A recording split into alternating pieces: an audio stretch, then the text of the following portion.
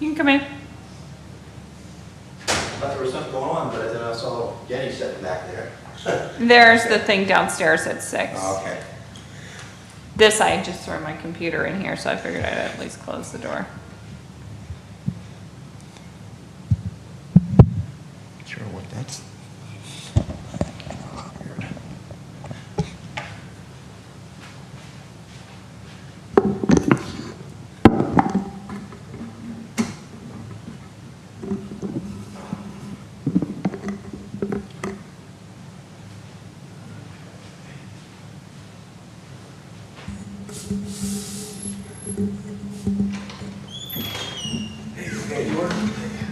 So I got it all set up back there. It's already, Oh, cool. yeah, so you're all good to go. You pretty much just have to turn them on and get it all going.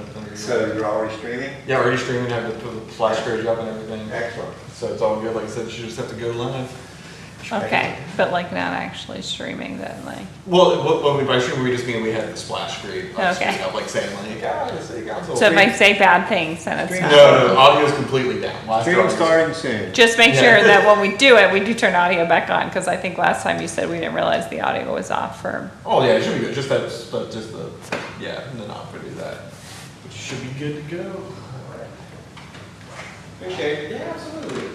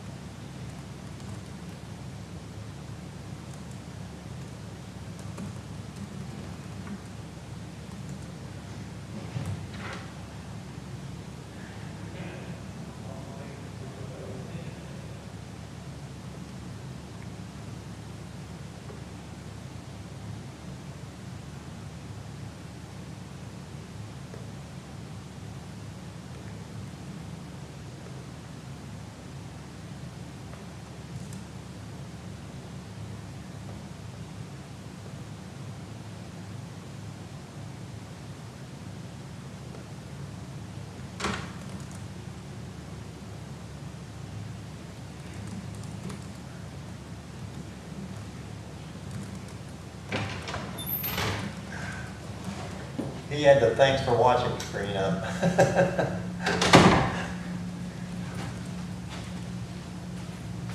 Are we still calling this the committee of the whole now, or is it? No, I think it's like city council workshop or something. Okay, we'll have to have Paul, I guess, make a new screen for that.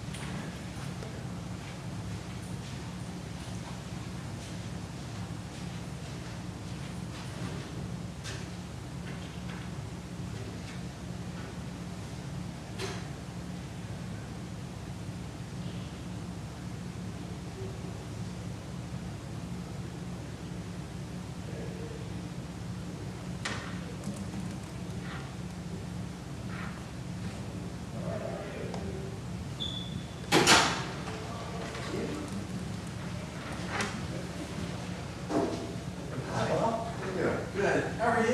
Fine, thank you. Good.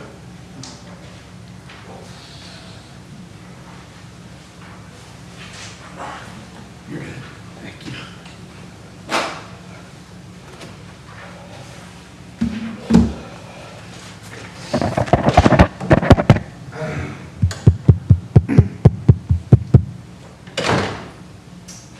Emily, you're doing a presentation on this? Yes. Good. That's why she's in here like she's studying for a test. Finishing my presentation. So I'm finishing my presentation.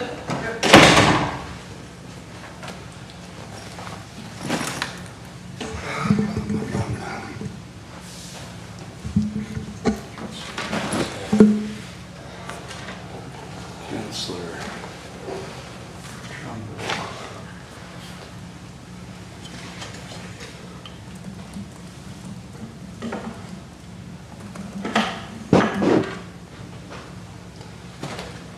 That was probably Nikki did that. Yeah.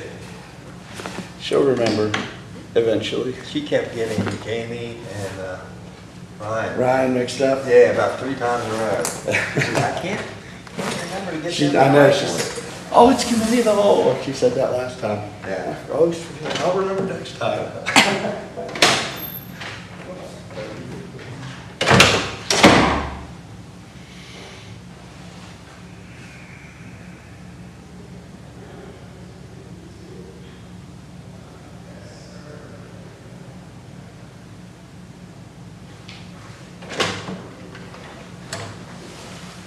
That'll be our little secret.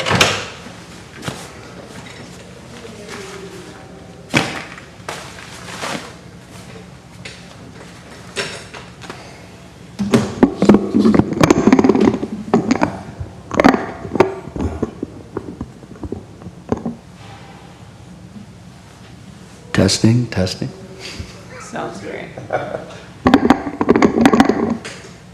That's what I was worried about.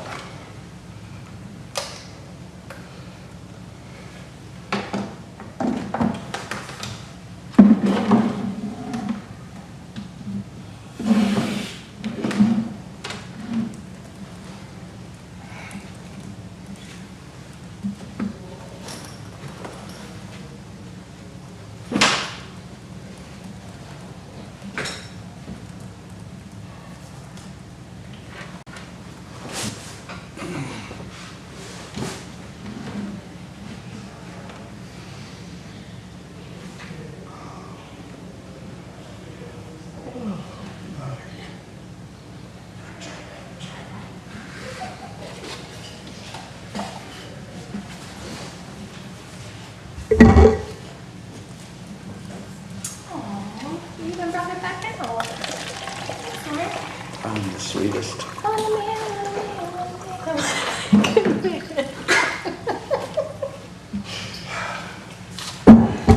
ever do roll call at these things? Do you ever do a roll call at these things? At these ones? I don't know. I didn't feel like. No. It's on the Christine agenda. would. Oh, it is? Here. Just break.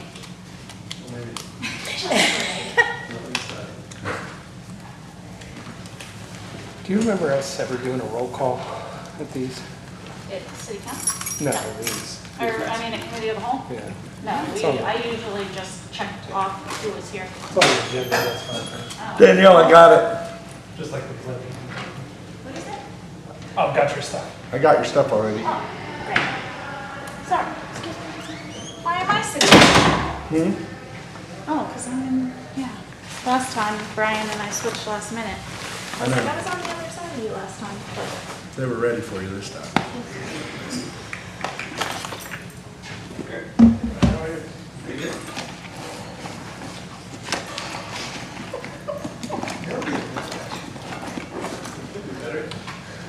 I can still be doing better. You're not right here. This is still good. Your bar is set way too high, dude. I'm like, I'm upright. You must be I'm at a city council meeting. I'm gonna get better than this.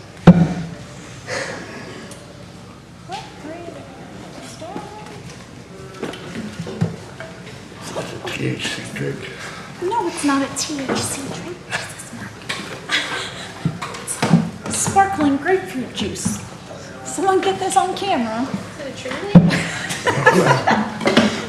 I'll take a Truly if you've got one. At home.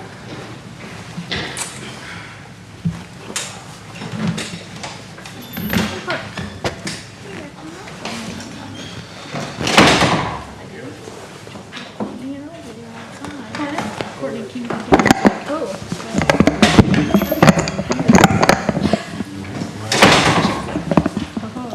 Churches left in here.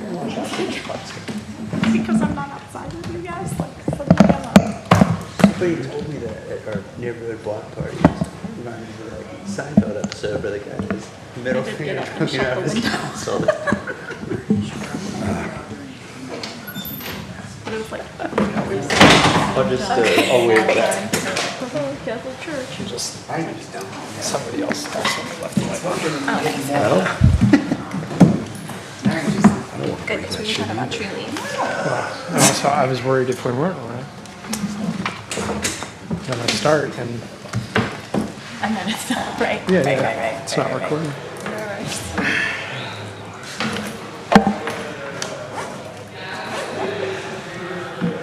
I think this is for you.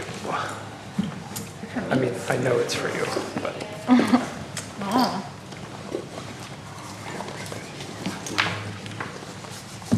That would be lovely, thank you. They were giving me a hard time today. During the agenda meeting, they were giving me a hard time about, I said, I'm not going to Fairmont to read a proclamation. Oh, And they were like, well, you could put it in for travel reimbursement. I was like, I still haven't gotten my one from February. oh, and then they give it to you. So yeah, that's what this is.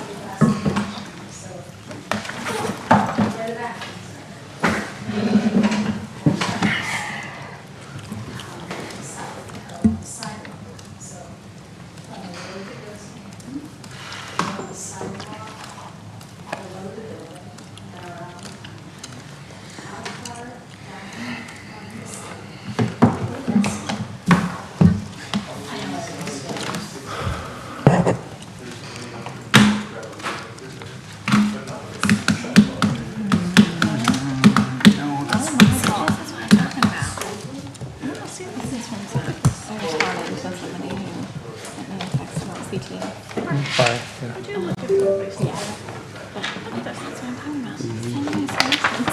Damn. Who's that from? The MLC? I haven't looked at it yet. Jamie. Oh my God. So this is what. There's the name. It's a whole What is cartridge. that? Lift receipts. You might have been out of the room. That's the call. Oh my God. It's a whole it's a cartridge, you think? No kidding. You went on the lift ride. Right. Just like this fell into one. Right. But that's okay. I mean, No, yeah.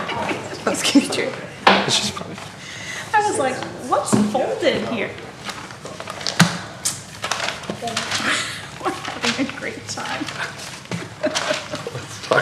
This is fiscal sustainability. Yeah, let's go back to fiscal sustainability, shall we?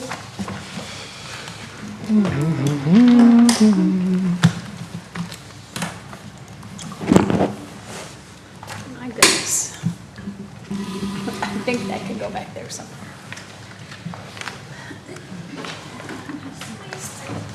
Sorry. No. I don't know who else is supposed to sign these. Okay, thank you.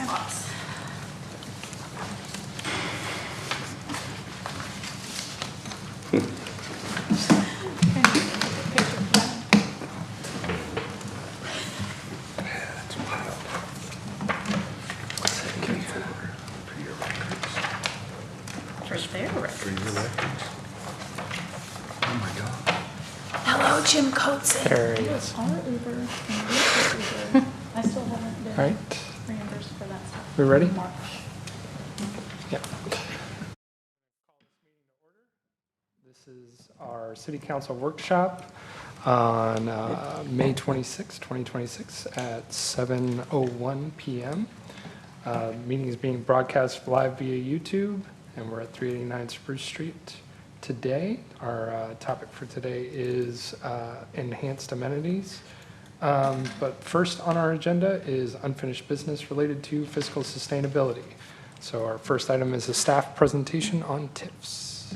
Yes, and Assistant City Manager Emily Miserelli will be presenting on this item. Thank you so much. Everything's behind me, so I'm gonna try to double duty on the screen and make sure. So if I start talking about something that's not on the screen, let me know. So today I'm going to provide a brief overview of tax increment financing, or TIFs, including how they work, why cities use them, and how they've been used here in Morgantown. I know most, if not all of you on council already understand TIFs, but based on some of the public comment and some feedback we've got, we thought it would be worth doing a very quick overview for anyone here and watching online.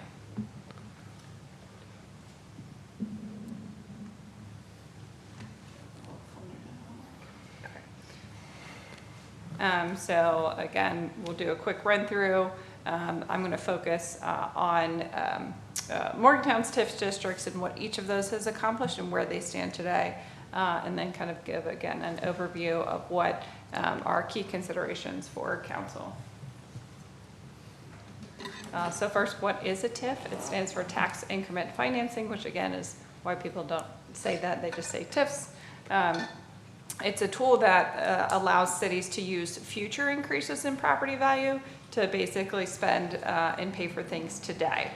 The key point is that it only focuses, it takes the increment of what that would be the increase, and no baseline property taxes are redirected. So all of those things that currently either go towards government, city, county government, school boards, different levies, those base values still go towards those partners. It's just the increment that gets kind of redirected.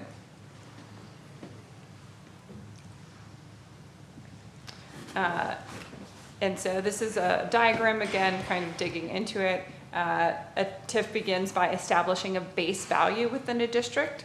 And that's kind of it seen in that dark blue or purple color. Again, this is within a defined area. As development occurs or is anticipated to occur, you'll start to see that rise in property value, and that is what they call the increment, that additional tax revenue above what the base value is. And really in that light yellow color, that is the amount of money that is used to fund projects. So you would take the total of what's in that yellow triangle and say, hey, over the course of this time, this is how much money we're going to make. So we're going to take all of that money that we anticipate and basically take out debt service today to be able to pay for a project up front. And then once the TIF terminates, there's always an end date to all of these, then all of the new assessed value of the project goes back into how they normally would be divvied up among taxing groups.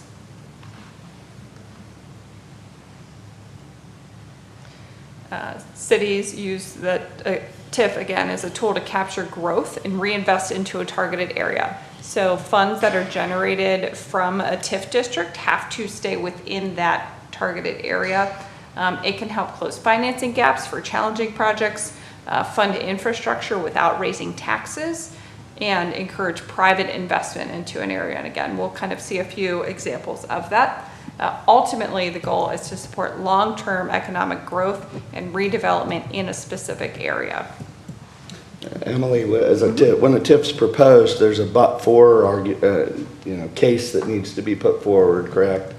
That Yes. presumably the economic development wouldn't happen but for the TIF district and the eligible increment to support Absolutely. infrastructure development. Absolutely. And if it's okay, we have a really great example in one of our TIF districts of a development that would not occur but for a TIF to fund the basic infrastructure for it.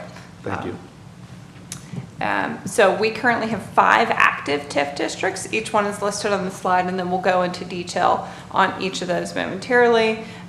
Just wanted kind of more for the public, because I know council knows we are in an upcoming transition. So the Willie Spruce Brockway TIF, which is just right next to downtown here, that will be terminating as of June 30th. And we will be starting a new TIF, the East End Village TIF, beginning July 1. So they overlap in areas, and so you can't have 2 TIFs that overlap in the same area, which is why we had to close one before starting a new one. Overall, the districts have supported a range of projects throughout the city, although activity level across those have varied, with some being very active and some having no activity. And it really depends a lot on location, market conditions, and we'll kind of get into why some TIFs may not be active. And I would be hearing from our GIS or Geospatial Divisions Manager. As we get into maps, all of these are available on Morgantown's GeoHub website. So I just took screenshots of each of the districts, but you can kind of see them in more detail and information about them on the website, which is geohub-morgantownwv.hub.arcgis.com, or if you go in our search engine and just type in GeoHub. So the first one I'm going to talk about is the Riverfront TIF. This is often what we refer to as our Wharf District. It was created in 2003, and it is intended to eliminate blighted areas within the wharf and encourage development around the surrounding properties. It is one of our larger TIFs. It's about 109 acres, and it is currently set to expire in 2033. So some of the notable projects, I won't be kind of highlighting every project, but some of the notable projects completed were the Wharf Parking Garage, the Lower Walnut Street streetscape. So this is on the far north end. So if you go Walnut Street all the way, past the boulevard as you go down to the rail trail, that streetscape project was done. University Avenue improvements and Clay Street streetscape. Today, the district revenue is approximately $480,000 a year. We have about $2.5 million in debt service on the primary bond from 2006 and $8.6 million on the subordinate bonds from 2007. We are currently in default on the subordinate bonds, and again, we'll talk about why that could happen in TIF districts, but did want to at least call that out, that we're making payments on the primary bond, but in default on the subordinate bonds. The Falling Run TIF, we have Falling Run, or sometimes they'll call it the Square at Falling Run, and then Upper Falling Run. Those are 2 different ones. But Falling Run TIF was also created in 2003. It was in part to eliminate blight, but also to support a mixed-use development known as the Square at Falling Run. It's about 87 acres, and it is set to terminate in 2033. It funded road improvements and property acquisition that were intended to support the mixed-use development known as the Square at Falling Run. The company unfortunately went bankrupt, and the project never came to fruition. So we do have about $1.7 million in debt service remaining. And while we do generate some increment, a combination of the increment and a pilot or a payment in lieu of taxes. So some of the property was purchased by a non-tax paying organization. And so they actually provide a payment annually to essentially cover what the property taxes would have been. So that's the payment in lieu of taxes, and that it covers the debt service. And so the development did not move forward, but we are meeting those debt obligations. And I found a nice depiction of what the square falling run was, because again, that was before my time at the city, so I had to do a little digging on that one. So the next TIF I'm going to talk about is the Sunnyside TIF. It was created in 2008 to eliminate blighted areas, encourage development. It's about 148 acres. This one actually now terminates in 2053. So this had a 15-year extension that council approved in 2025. A number of streetscape projects and multimodal improvements and property acquisition. So again, kind of showing quite a few here. There's been a number of these projects that I've been involved with since I've been here at the city, but just kind of wanted to highlight some of those.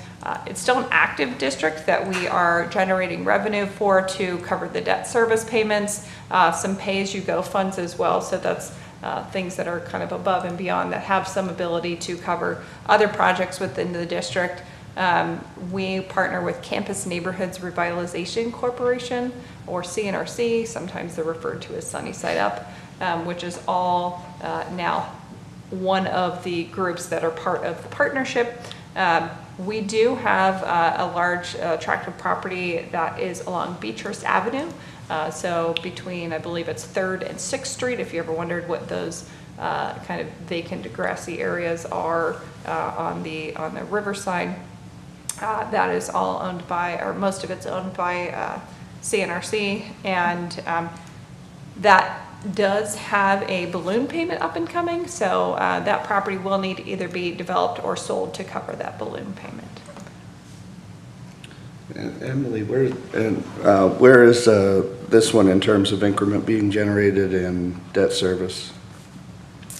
Our current operating fund for the TIF account is $948,000 plus the $537,000 to cover debt service, and that is on the initial bond from 2014 and 2017 is the subordinate bond. Okay, thanks.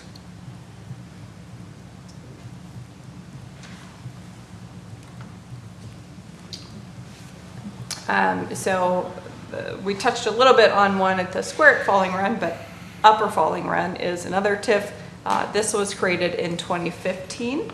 It was created to support infrastructure developments on a property.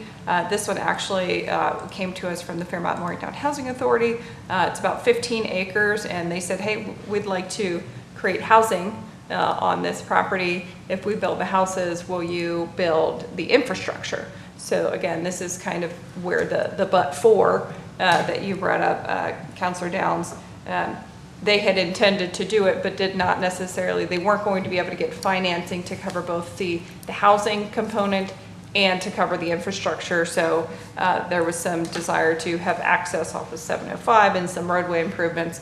But as you can imagine, developing undeveloped property can be difficult in and of itself, but when you have to also cut in roads, lay, water, sewer lines, gas lines, all of that stuff, that public infrastructure can be difficult. So this is one of those but-for projects that if we didn't do it, then it wouldn't happen. This is one of those that we're working pretty closely with Fairmont Morgantown Housing Authority.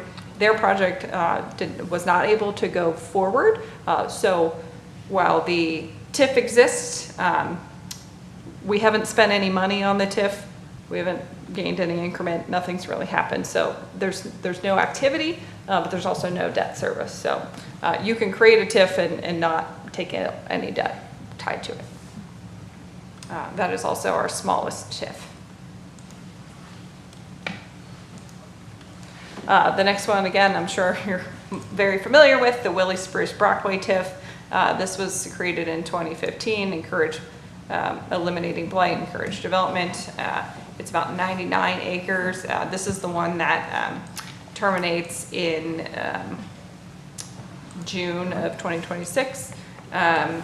So far, projects completed were a lot of those that are done more recently, the demolition of blighted structures, some property acquisition. We still are on target to have the Richwood Wall completed. We anticipate that will be happening. They'll start probably early next week. I think it's supposed to rain most of the week. That will take down, again, we call them pay-as-you-go funds. That will take down all but about $5,000 of the pay-as-you-go funds remaining. So that project's a very quick turnaround once they get on site to repair that wall. So this is the project that is being terminated, and I'm sorry, that should say 6/30/2026, and Easton Village will start July 1. So that is where our current TIFs lie. But you see, some of these have been very active in the past and some of them maybe aren't as active now. So I want to kind of talk about why TIFs can become inactive or underperforming. It's important to understand that that's not uncommon in TIFs all over the US. They really depend heavily on timing, market conditions, and property values. Simply designating a district doesn't guarantee development. Some of the most common reasons include development not occurring as anticipated. That's happened to us on a couple of our TIFs. Change in property ownership or use. So in 2025, when we changed the TIF district in Sunnyside, that actually removed the power plant, right? Because that use of that property changed. And so the value of that property had changed. Other areas may become underperforming because parcels that used to be subject to taxes are no longer subject to taxes. Or districts could reach their term limit, or they also could, it may not be at the term limit, but sometimes when you are looking at bond financing, you need that longer runway to be able to cover that debt service payment. So even if you get halfway through a TIF, you may not have a long enough runway to take that increment generated and cover the debt service payments, which is why some of the districts, state law actually recently gave cities the ability to extend TIFs by 15 years. And obviously in other cases, if the original project goals have been met, then they don't become as active. Nothing comes without risk, right? So when you are doing this increment, you are setting the base value, and as a city, and anyone collecting those taxes, you say, okay, we're willing to accept that base value of taxes coming into as revenue. And so any increment goes into the district, and you as an organization don't see that for your general use. So you sometimes see that delayed benefit for that. There can be sometimes there are overly optimistic projections, whether a development is actually going to happen or how much increment is gained from that change in the development. So sometimes your revenues fall short. Project eligibility, the but-for justification, is this development going to happen regardless of if you have the TIF? There are equity concerns. So when you look at a map, most of our TIF districts are pretty centralized, between Falling Run and the down, the riverfront, right? So in Sunnyside, so they're all pretty central. We don't currently have any TIFs out in further areas of the city. And again, these are long-term commitments. So our TIFs, and I think all of our TIFs have been set up for 30 years, and we just extended one for another 15. So that's a 45-year commitment all in all. So when we look at, from a policy standpoint, about whether a project really truly requires TIF support, you have to understand whether those investments align with the community priorities. And again, I ran through this kind of quick, but just kind of key takeaways. It's a tool to invest in growth, not a guarantee. They can really vary by location, market conditions, timing. It is possible for TIFs to underperform what they are expected to, but understanding that that's not an uncommon instance, and it takes a lot of timing and analysis and careful planning to not only decide to move forward with the TIF, but then also to make the projections when you're taking out bond debt service. So again, hopefully not all of that was repetitive for council. I know they can be a little bit tricky, but wanted to, at least for council's benefit and the public, kind of get that very high overview of what TIFs are, how they work, what we've done in Morgantown with them, how they can be used. And so happy to answer any additional questions that folks may have. And we also have our wonderful bond counsel here. If there are, if you get too into the weeds on asking questions, I'm going to have to defer to them.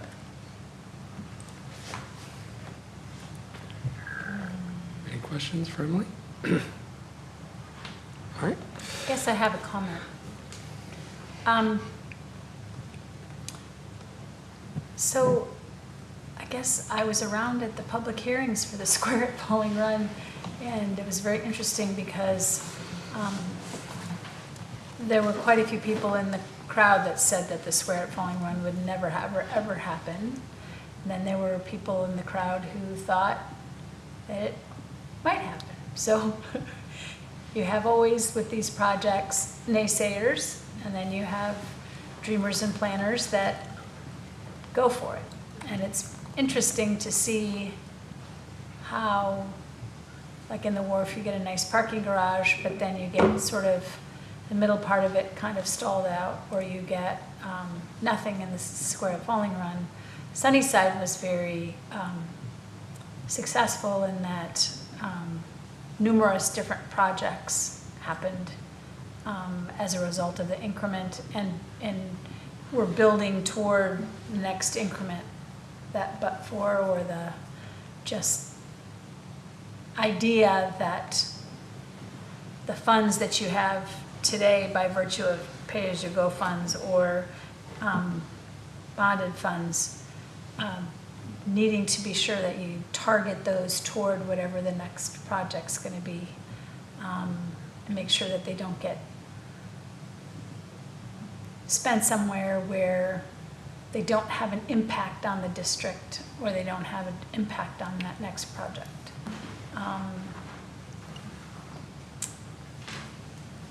I always wish that the Upper Falling Run project, that we had figured out how to either bring in more partners or whatever would make that work, because the idea behind that, I think there were multiple ideas different times, but one idea was to have like a combination of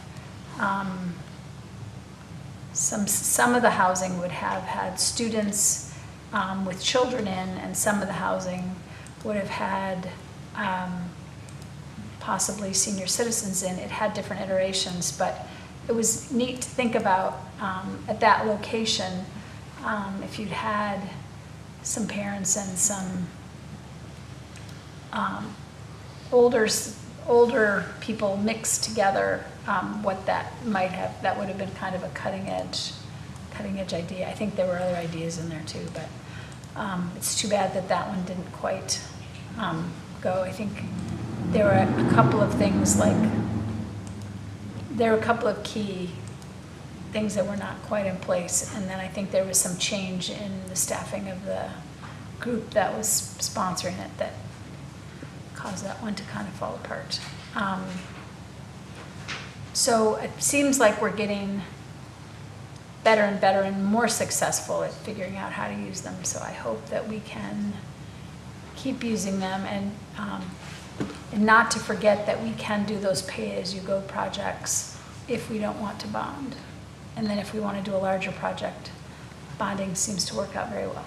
So And if anyone is interested, on our website, all of the annual TIF reports for each of the districts is available. So it's under our finance page under financial reports, or you could just type in TIF, T-I-F, in the search engine. And I think it's maybe the first one too, but I know at least both the second and the third option, when it pops up, takes you right to the page that all of those financial reports are. We've also noticed that other states have more economic development tools and we have fewer, and so sometimes TIFs might get kind of overused in West Virginia, and it would be, I think, because there aren't a lot of other funds and grants and programs. For instance, in Pennsylvania, you can see all these different funds, so that if you're working on an economic development project, there would be several ways that you could accomplish it, whereas here we have, I would say, fewer. All right. Any other comments or questions? If not, we'll move on to item B, staff summary of public feedback and outcome areas related to fiscal sustainability. Emily will be presenting on this item as well. Thank you.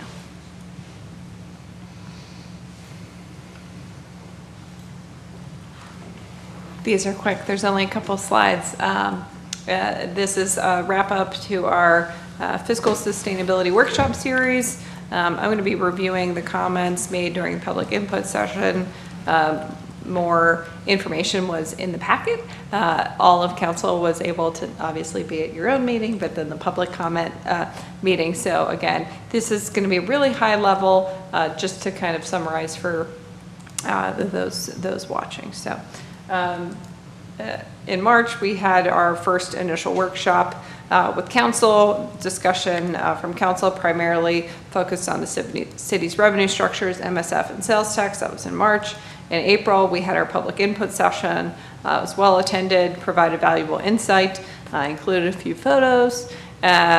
We had display boards on the budget revenue sources, current uses of MSF and sales tax and the B&O tax. We're going to review the feedback tonight, highlight some of the items that we believe are ready to initiate and move forward with, as long as council is okay with that, and then a couple items that we are seeking clarity on direction from you all.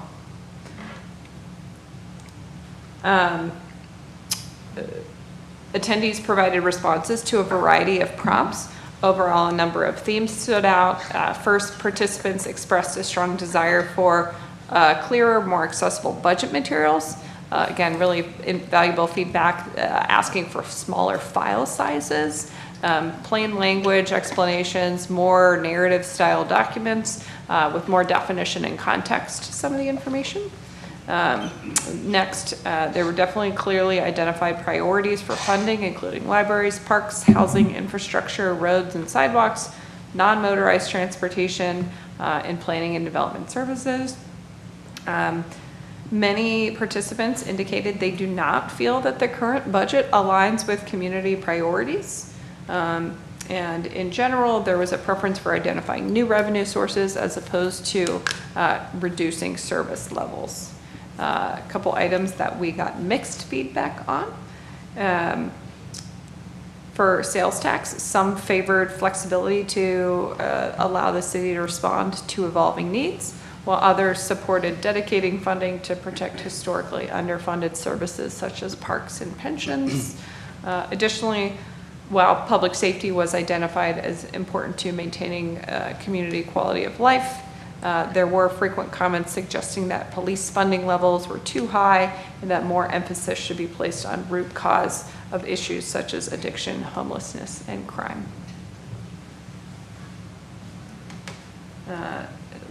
Other suggestions made by attendees fell into different types of revenue tools, place-based strategies, or tax structure. So revenue tools, home rule, heavy vehicle fees, student impact fees, carve-outs for small business, and more enforcement on corporate landlords.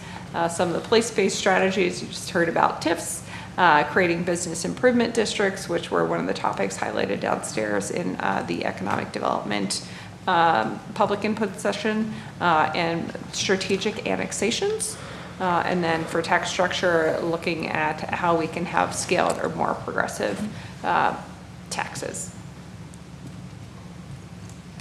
So some proposed action items, some of these were covered in this and other items are just ones that we've been talking to council about.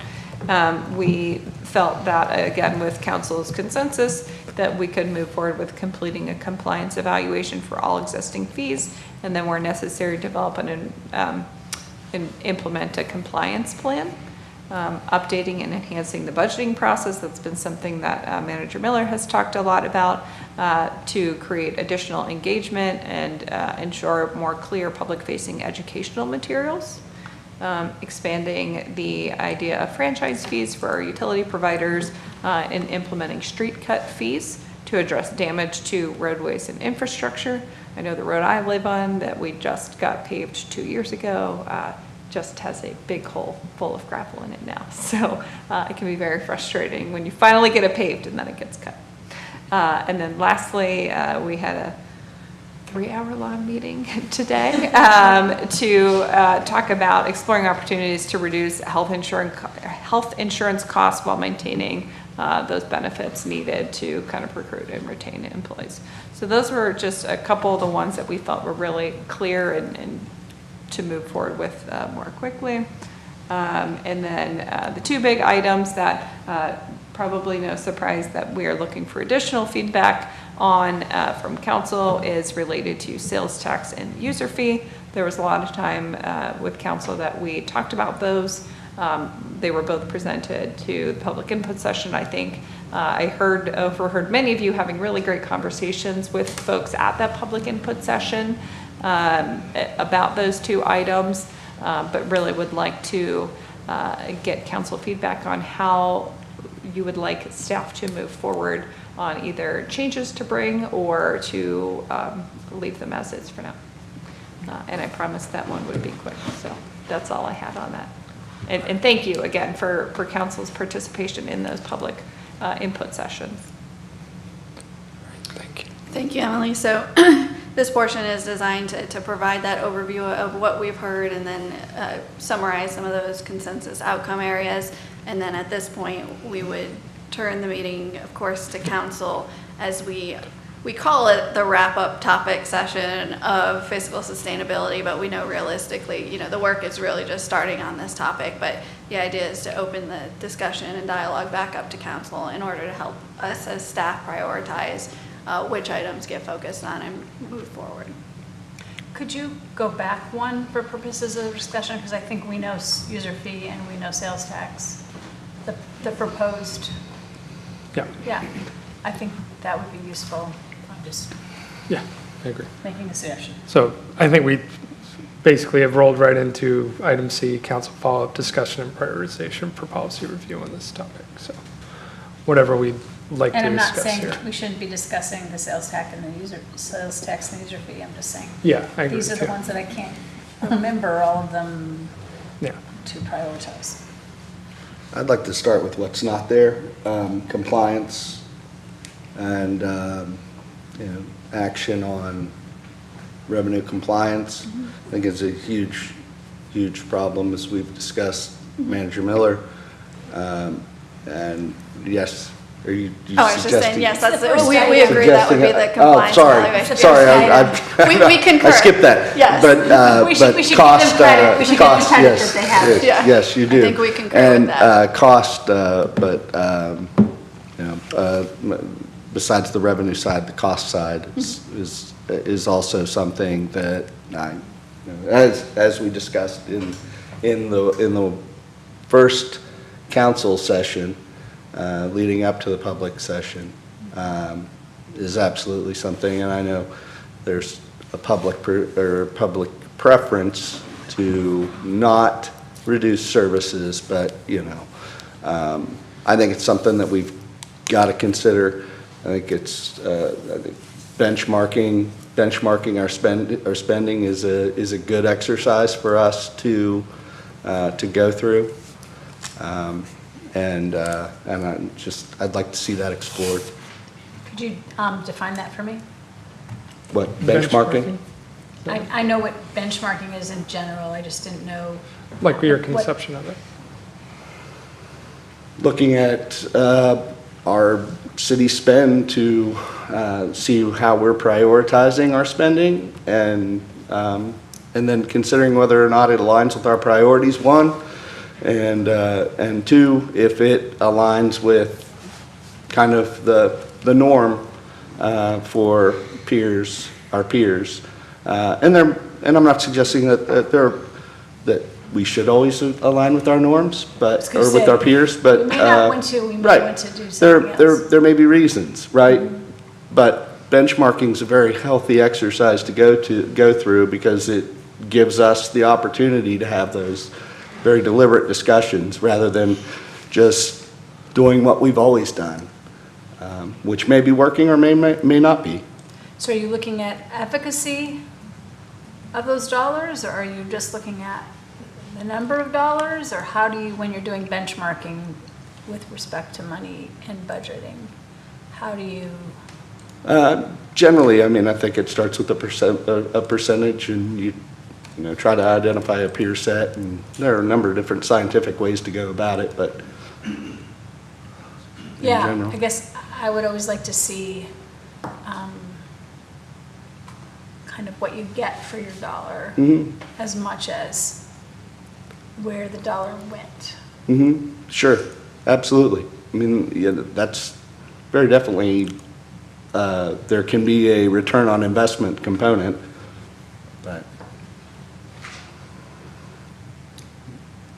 I'd like to, I mean, I'd be happy to just see us start the exercise in general, and get a little bit into it, and then, Sure. so. Could that be sort of part of the next, like a precursor to the next budget season? Like kind of the months until we start budget season? Jamie and I've talked a lot about it. I think, finding a data set about, that we can rely upon is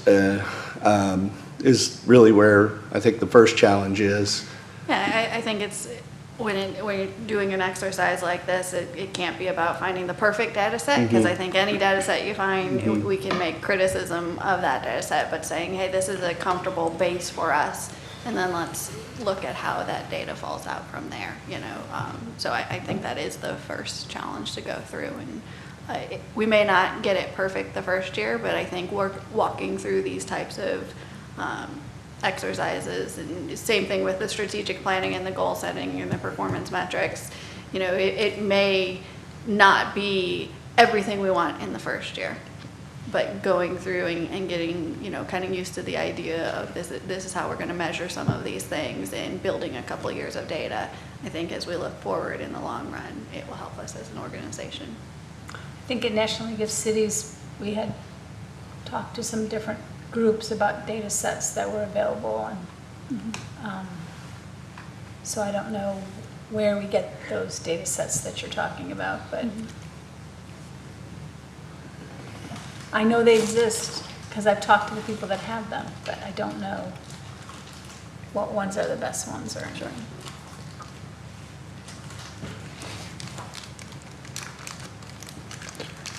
In terms of fee compliance,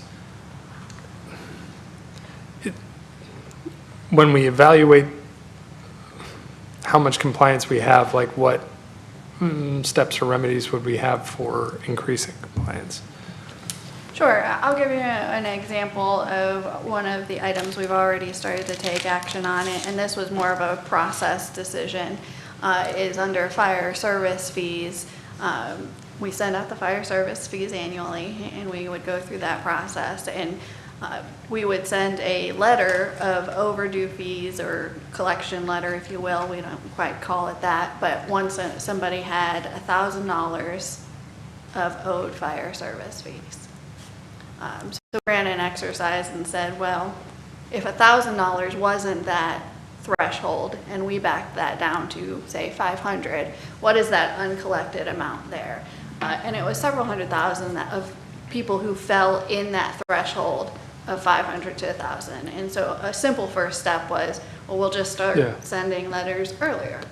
Because I think as you get into revenue compliance, trying to pay it when it's smaller becomes more manageable than once we allow it to escalate to a high level amount. So I think changing the approach, I think we would rather take a first step of more communication, more education, more seeking for it to be paid before we take an aggressive approach. And certainly we would communicate as that goes along. But right now we're working just to gather our arms around some of those data sets and ways of looking at them, and really just at this point going to people and saying, hey, in case you didn't know you haven't paid us, you need to. And we are seeing some success just from that initial additional contact. When do we usually send those out? Like what time of the year? July. I think we recently just pushed them back to maybe like August, but it's typically, it was July. I Just think we like might have just changed that. After budget? Or, Yeah, I mean, it's just typically what's the because reason? we normally, if there's any kind of fee changes, it starts with the beginning of the fiscal year, but try to be mindful of resources, right? And so that's also when B&O taxes, quarterly B&Os and things like that tend to all come at the same time. So I think there was just, we might have bumped it back a month or so. okay. Just curious. There are a couple things I want to touch on. One, I tend to agree with the public that our budget does not align with our priorities. And I just want to revisit, I want to keep the conversation about the police budget on the table, particularly how we determine, we were talking about these data sets and looking to our peers and figuring out how we decide how much money goes to each place, but particularly the police, the staffing. I'm curious to explore more information about a more reasonable police budget, and just want to highlight that our public participants have also expressed that desire, including more people-centered solutions rather than police-centered solutions. I just wanted to highlight that. I know we talked a lot about that during budget season, but now that we have feedback from the public, I wanted to highlight that that was worth having a bullet point about. I want to keep the conversation about the police training center on the table. I know that staff has been working on that, just wanted to say that publicly. And then I actually have a couple questions about the municipal service fee in order to give council direction. And maybe this is too into the weeds, but looking at our ordinance, it seems like our ordinance is more restrictive than the state code about what we can spend it on. And I have questions about if that's the case or if I'm misunderstanding something. But if it is more restrictive than the state code, that's something I would like to look into changing. As in opening it up to other revenue. Yeah. And so For for expenditure. context on that, the state code involved in service fees that municipalities in West Virginia charge is West Virginia Code, Chapter 8, Article 13, Section 13. It provides the governing body plenary power and authority to establish fees for special or essential services, and it has a laundry list of those: police, fire, streets, trash, many other things. So that's the general source for any of the fees you charge.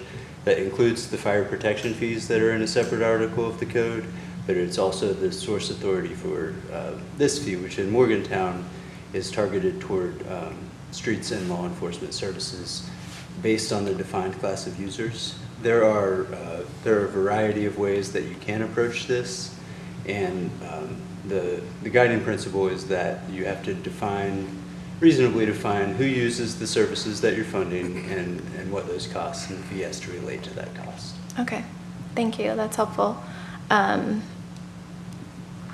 yeah, I would like to look into some changes of the ordinance. not even necessarily expanding, but, well, maybe yes, expanding, because that state list of essential services is a lot longer than what we have here in our ordinance. And there are plenty of things that I think we can all agree are essential services that we'll talk about later during the enhanced amenities portion of this meeting. We've discussed an increase in the fee, and I absolutely think changes need made to the ordinance before we entertain that. But even if there isn't an increase, I would like to explore broadening Morgantown's definition of what we use it on. For context, clarification, the 25% fire, 25% police, that's specifically just their pension? Oh, so those, No sales tax. That's for sales tax. those categories That's are, sales those are allocations that city council has made in the sales tax ordinance. With the service fee, those are the permitted uses of the fee, but they are not allocated by ordinance between those two uses. Which one was voted on by the public? If I remember correctly, someone has mentioned that one was brought up through a vote from the public. Was it the service fee or the sales tax? On a ballot, I don't think either was. These are both Neither of them. adopted by ordinance of council. The sales tax initiative is part of the home rule plan. Okay. But the percentage of the sales tax related to police and fire for the sales tax is focused on the unfunded liability for pension. For pension. For pension. Correct. Thank you. Go I ahead. think the reason, and this council is up to this council, but the reason that maybe the user fee is more specific than the state code is that we were wanting voters and people who are paying these taxes to know with some specificity what they were getting. And I think general, if you want to do a levy or if you want to do whatever method, sales tax or whatever method, if people know that a difficult problem that you've had is being fixed, or that there's a public benefit that you're looking for and that's happening, that they feel more secure because they know where those dollars are going. Now, some dollars, like with the sales tax, were going into the general fund. So then it would be for amenities in general. It wouldn't be with some specificity. But I think people do like to know if you have intention to, and I think that often we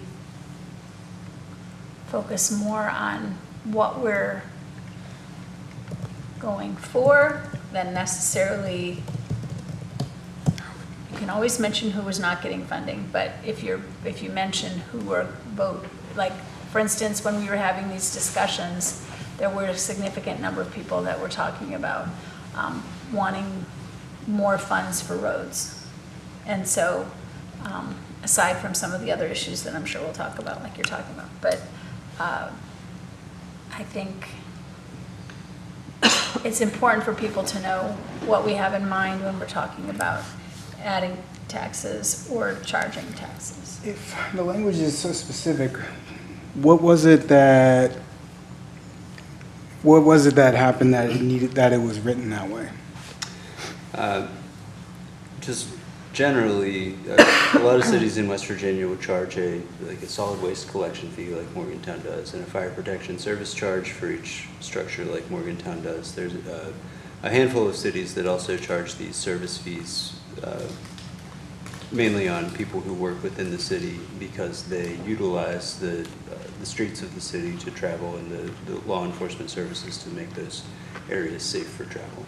Well, more or less I was piggybacking off of the statement that ours is a lot more specific than everyone else. So I was curious if there was a reason behind that.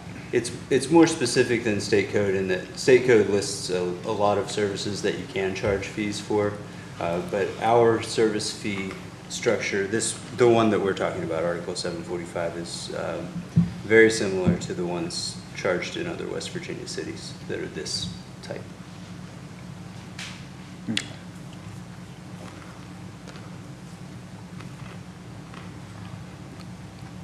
Is it possible to have steps to the MSF, like based on income, We can certainly take a look at that. like brackets almost? I thought it had to be based on users and actual cost of the service. I thought that it couldn't be based on income, et cetera, that would make it more of a tax than a fee.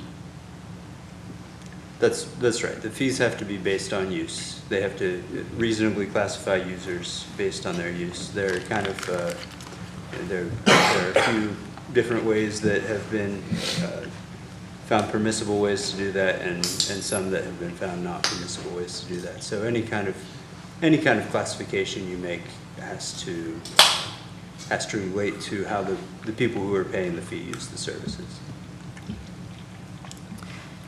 So I'm specifically looking at section 745.7, dedication of revenue.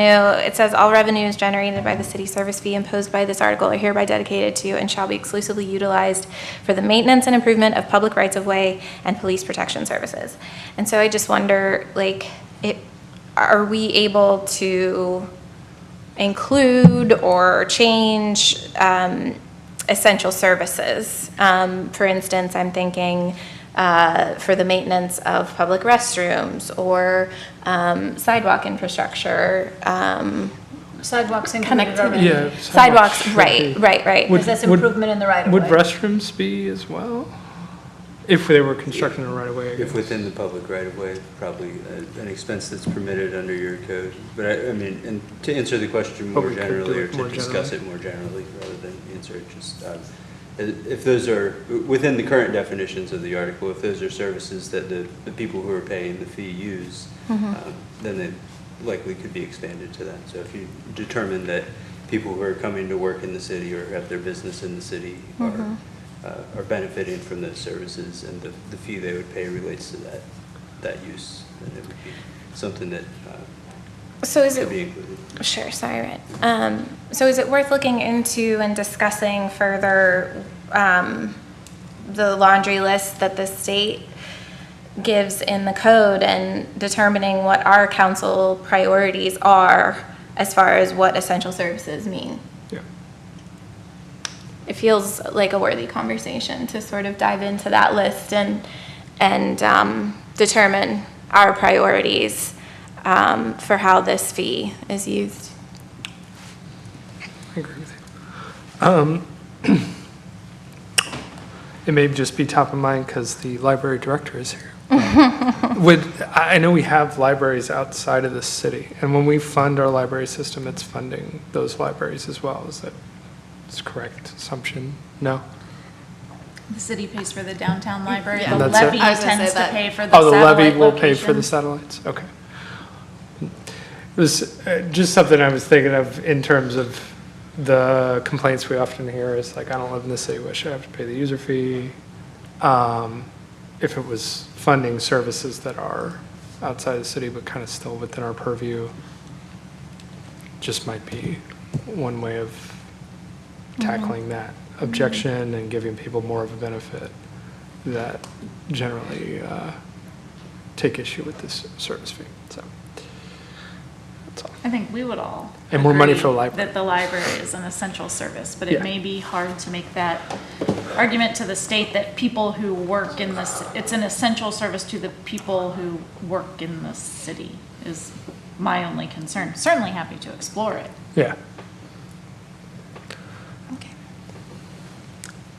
It's easy Who to say. doesn't stop by the library on their way home from work? Come It's on. easy to say like a road or a Everybody. sidewalk is essential to someone who works here, That's right? true. Because You're not they wrong. have It's to use there. it to get there. It's useful.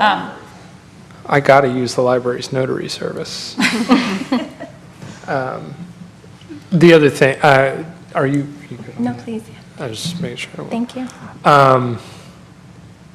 When we talk about an enhanced budget process, are we actively thinking through how we do a participatory budgeting allotment and citizen involvement in that.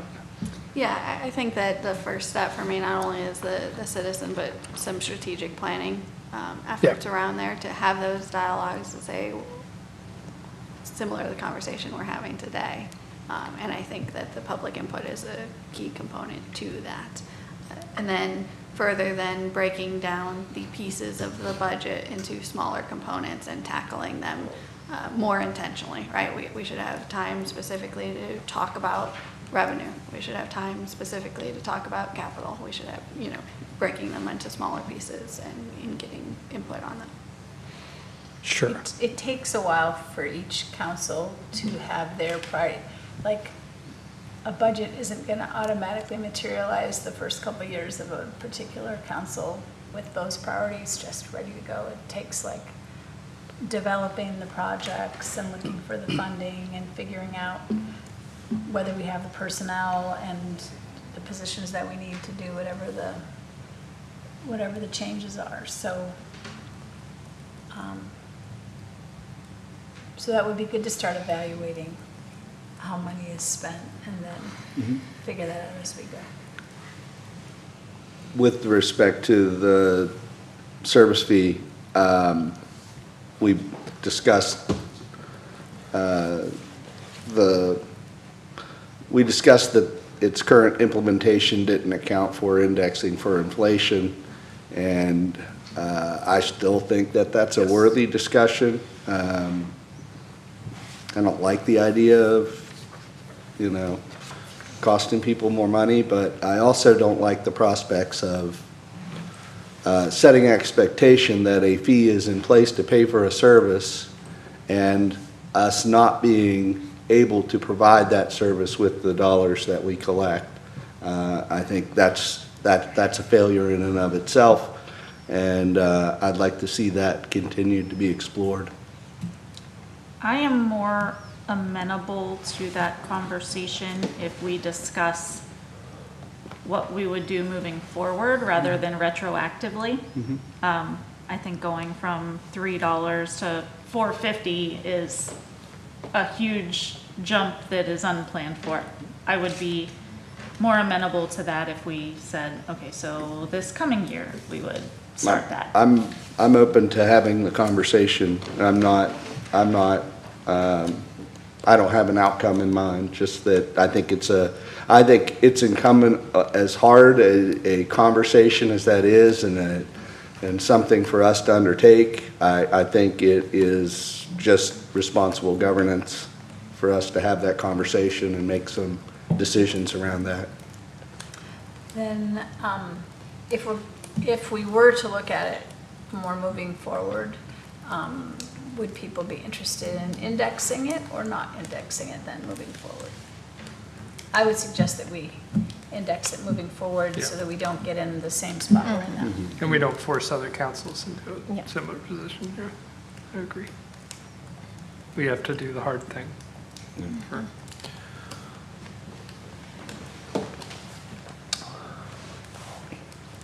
Anything else on this, council? I guess when we're talking about the fees, I would definitely look at, the improvements to roadways and sidewalks as an important reason why we need to index and why we need to look forward, because all of those costs go up. And if we're looking at other public amenities included in there, that would be great, but I think we need to realize that the amount of funds here goes a certain distance, and then There's nothing left. And I think it's important to give some specificity to it if we can, just so people know, particularly people who are not voters but are people who work in the city. And I think it's very fair in a university town with 2 hospitals that people who come into work help to support the rest of the system. So. Or use our hospitals. Pardon? Or just come to use our hospitals. And Or our education right, systems, right, the whole right, bit. Right, all of Yep. it. But I think, I wish we were, it's kind of chicken and egg for me. I wish we were not, I wish we had more confidence or a better lens into compliance right now, because, that would, I think there are, You need both. I think there are good gains for us to make in compliance, and at least having the confidence, right, around is everyone that should be paying before we took other actions. But and that's kind of what has me leaning towards not making a large incremental step forward. But I think it is responsible for us to make sure that the problem isn't going to continue to perpetuate itself in terms of the service fee. I think people would be more comfortable with it too. They could see exactly how much more money that would give us to be able to work with to provide. I think a lot of times when we talk about these increments, we're talking about just trying to catch up. People don't realize that catching up means paving, however many more streets or everything else. So, I would really like to see, like, with I would be in support of very small increments as well, but also being able to show people what that in turn will look like. Yeah, I think, as you said, chicken and the egg, like, I think part of the problem here is we need to show that we can provide good services, and prove that out a lot more than we have. Even if that's just being vocal about the good things that we have done with it, which I've talked about before, but yeah. All right, anything else here? City manager, anything else? No, sir. All right. All right, then we will move on to our public portion, which is subject to rules established by council and adopted by resolution. You can have signed up, but if you didn't, do we have a sign up, Emily? I don't think anyone had signed up. If you have not signed up, feel free to come up to the podium, just state your name and where you live, and we will open the public session. Come on up, Jim. Good evening. My name is Jim Coates, and I currently serve as chair of the Morgantown Green Team. A couple of people have brought up an issue, and we've been looking at this recently, and I have bad news for you. It's very appropriate that we're having budget discussions, but the news is not good. For a number of years, the Green Team has been supporting a number of energy efficiency investments by the city that have helped to reduce your electricity costs, and also as a way to reduce greenhouse gas emissions. Last fall, our local utility, Monongahela Power, submitted what they called an integrated resource plan to the Public Service Commission, which projects a 200 megawatt shortfall in the amount of electricity that they need to provide. That's about 5% of their current capacity.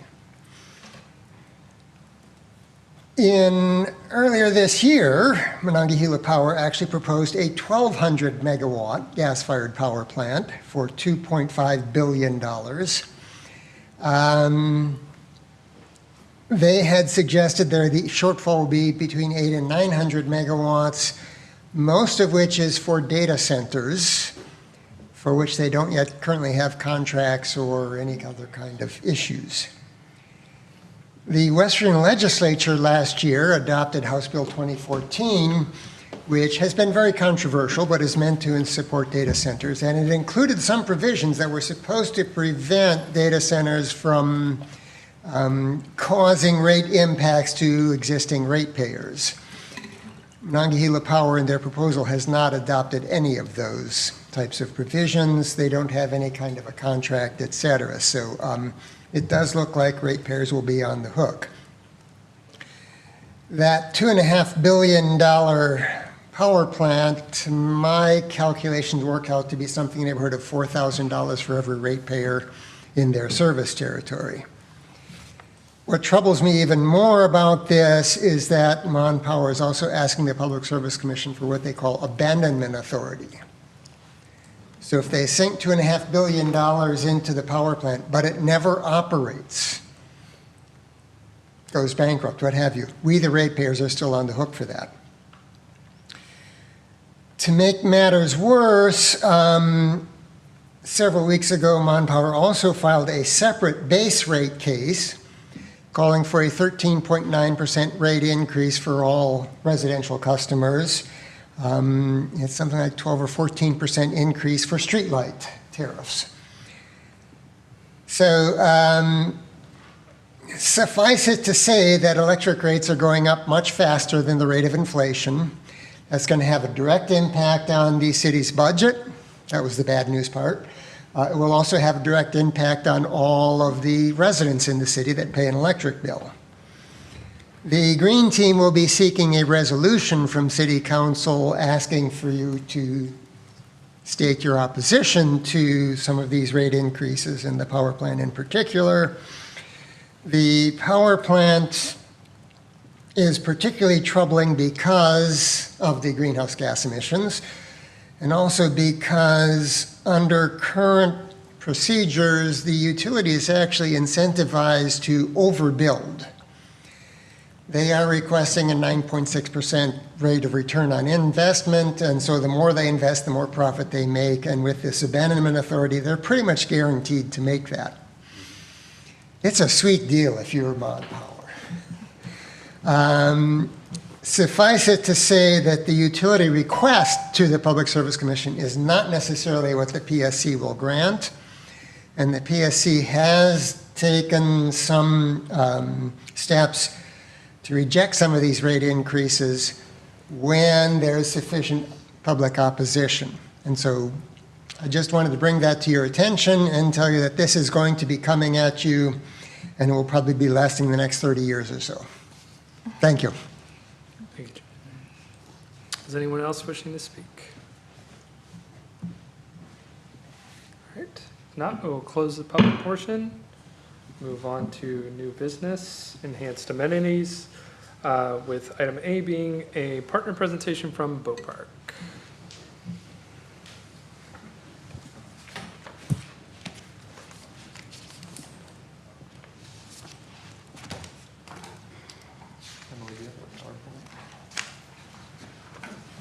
Have you been to council since your instatement as director? First time. Greg Travinsky, new director of Bow Park. Thank you for being here. Thank Nice to meet you guys. Thank you. Longtime employee, new director. Well, you took my introduction, so I Oh, can I'm skip page sorry. one now, Danielle. Sorry. I'm just taking over for Bree. All right, so thank you guys for having me this evening.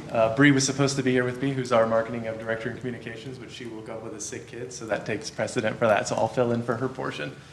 So the introduction, obviously, I'm the new director of Bow Park since December, but I've been an employee with Bow Park since 2007 in multiple capacities. So I've seen our system grow and these amenities change over time. So hopefully I can relay to you how we've been enhancing them.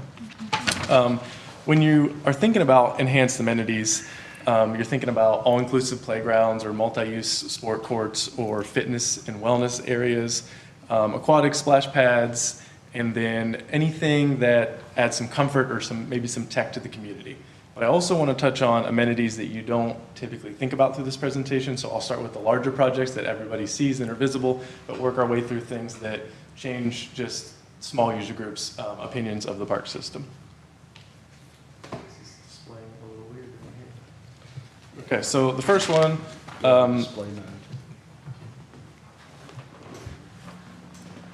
one of the large ones, these are two projects completed in 25 and 26, is the Marilla Pool Complex. Obviously, we have two pools in our system. Both of them were aging drastically and failing in many ways, and we were putting Band-Aids on those. Obviously, this is one of our crown jewels now. We have a massive pool that we're able to serve more people with zero grade entry, the lazy river, the water slides, the splash pad, which can be free through different times of the year, so people of different SES can come visit this and use this that may not have the opportunity to actually use the other parts of the pool, even though we do keep our costs low to get more visitors in there. Along with the pool, there was a state-of-the-art playground built right next to it, so that if you have some kids that want to do two different things, some at the pool, some at the splash pad, some at the playground, this is one of our largest and nicest playgrounds in the system with a pour-and-play surface. The accessibility of this is improved, and it's a kind of a destination. If our offices are right outside there, and there's tons of kids that are at this park throughout the day. The next large project that I wanted to touch on is our ice arena project. This was a long time coming as well. It was very specific to certain user groups, and people were very passionate about it. But what it does for us, not only does it provide ice, but it provides an indoor space for us, which we're indoor space challenged. So we have a wonderful ice space now throughout the winter that we can have partnerships with hockey user groups, figure skating, curling. We expanded our public skate opportunities. We do tot-sickles there with young kids on the ice. But now, in the summer months, we are able to put turf in the facility and expand our programming. We have an indoor facility for our summer camps. Our sport camps are there for 8 or 9 weeks in the summer. We have some youth programming there that involves sort of like a tot-sickles program, but on turf. We have opportunities for lacrosse, dodgeball, soccer. So amenities we think of typically are maybe like tangible things like a facility, but that also allows us to do programming inside this building as well. So this building, it got a party and event space. So typically we were hosting birthday parties in the ice arena that were constantly full, but you were stuffed in a hockey locker room that smelled like hockey players. Now we have specific rooms for birthday parties, and they booked almost immediately in the first couple weeks. They were full. We're using these rooms also through the summer to allow birthday parties in there as well. So we thought that was a very nice addition to our offerings. Obviously some electrical things, plumbing things, those aren't exciting for the public, but they're exciting for us because they allow us to take better care of the facilities and provide maybe a nicer ice surface or a more comfortable warming room, a more welcoming space to the community. And then a new dashboard system, which was really awesome for all the hockey users to be able to enjoy with the netting over so they're not losing their pucks constantly. So this is where I wanted to kind of jump into some projects that you may not think of as an enhanced amenity right off the bat because it's not a splash pad or a court or something like that. They're a little bit different. So some of these amenities that we have replaced over the last, and this is just from 2020 on till now, so a wild cell roof replacement. While that doesn't affect people directly, if you're in the building taking a class or enjoying something at the cafe or maybe renting the gymnasium, when water's not leaking on you, it's definitely enhancement. Like people are enjoying that. The Marilla Playground, which I touched on, our White Park maintenance roof. So the fact that we're able to keep our maintenance equipment dry, safe, long-term maintenance on that cuts down on costs that we can provide further funds for other things for the folks. And also just our maintenance guys' ability to take care of the grass. Grass is an amenity. Our green spaces, we have to take care of in a way that people can still use them. I wanted to touch on Valley Crossing here. So Valley Crossing had an asbestos abatement. It was demoed, and now there is going to be a pump track built there as well. So while some of the things we do directly, and we work with the city to create these amenities, are like one or two parts. So you see something get torn down and taken away, but we're quickly trying to work together to replace that to create an amenity there. The Krebs Park's courts. So I want to touch on several courts. So Krebs Park got new pickleball, tennis courts, and basketball court upgrades. Also, basketball courts the same year that the Krebs got it, Paul Preserve got an update, and Jack Roberts got an update. Paul Preserve got a walking trail. And then one amenity that I focus on a lot that people may not think of is picnic tables, trash cans, and dog pots. When you see a rusted, beat up trash can, the perception is just that you don't take care of the park in general. So that we're switching to a little bit nicer trash can that's mounted to a concrete slab so it's easier to mow around. Same with the dog pots. They're not smashed in. I'm sure if you've seen them on the trail, some of them get smashed in and beat up pretty quickly. We're switching to ones that are a little bit sturdier, that take place, or that last a little bit longer. And our picnic tables, when we had wooden picnic tables, people tend to carve them, write on them, burn them, destroy them. We switched to sort of a recycled plastic table for longevity. They're easy to replace things on, and people have, knock on wood, to this point, have been a little bit kinder to them. So just those small little things have a large price tag to them, and people may not appreciate them as much, but I think they make parks look nicer in general. May I ask you a quick question before you go to the next slide? The trash or the dog waste bins, are those the ones you're referring to that you're switching out? Yes, we're slowly replacing all of these things throughout our whole system. It's no longer metal then? They're not metal, no. All right, good. It's like a recycled plastic pole with a recycled plastic spindles around the edge. In the summer when it gets really hot, it's not the most pleasant to walk. Yeah, so that will also help with that. Suncrest Mini got a playground replacement. King Street got a playground replacement. The Dorsey's Knob Lodge, it got completely remodeled. It is rented a lot throughout our system, and it takes a lot to maintain that as a park system. It's essentially having an Airbnb on site with a large park built around it. The disc golf course got multiple new baskets replaced up there so that they have multiple hole layouts. And then field fencing improvements. This is another one that I wanted to touch on because it doesn't affect anybody. You drive by the field every day, you see a fence. It's a fence around a baseball field. But the little leaguers that play on it, or the softball players that know there's a hole in it, or that's rusty, or it's maybe full of bees, we've been strategically replacing fences around our athletic fields over the last couple years while improving the surfaces on those as well. Or kickball for the Mountaineer Kickball League. I mentioned all these in the community center with the Deborah D. Palmer Gallery, so there's an art aspect there, and the cafe, to say that we kind of touched, when we sat down to look at all these amenities, we tried to touch amenities for everybody. We didn't want to just focus on one thing. So you have an ice arena, you have a cafe, you have pools, you have walking tracks, you have trails, you have a skate facility, you have tennis and pickleball and basketball courts. We have classes and programming. So we wanted to reach as far as we could throughout our system and improve something for everybody. So nobody, try to feel like nobody was left out of that system. Here's some things that are currently in progress. The Lower Marilla Park project. This is one of our largest projects that will kind of finish off Marilla Park. This park system here is getting 6 new pickleball courts, 6 new tennis courts that will be separated. A state-of-the-art action sports park that has a bicycle playground, a pump track, a skate park to it. It'll have a turf field amenity so that people can do classes, or little leagues can use these if there's rain out on other fields. We can have events on this field. The parking is going to be improved. There's going to be some return to green space on the opposite side closest to the creek. The Marilla Center is getting completely renovated. It's one of our highest rented facilities, and it's taken a beating over the years, and it's at the end of its life. It is getting renovated. The Marilla Pavilion is getting replaced.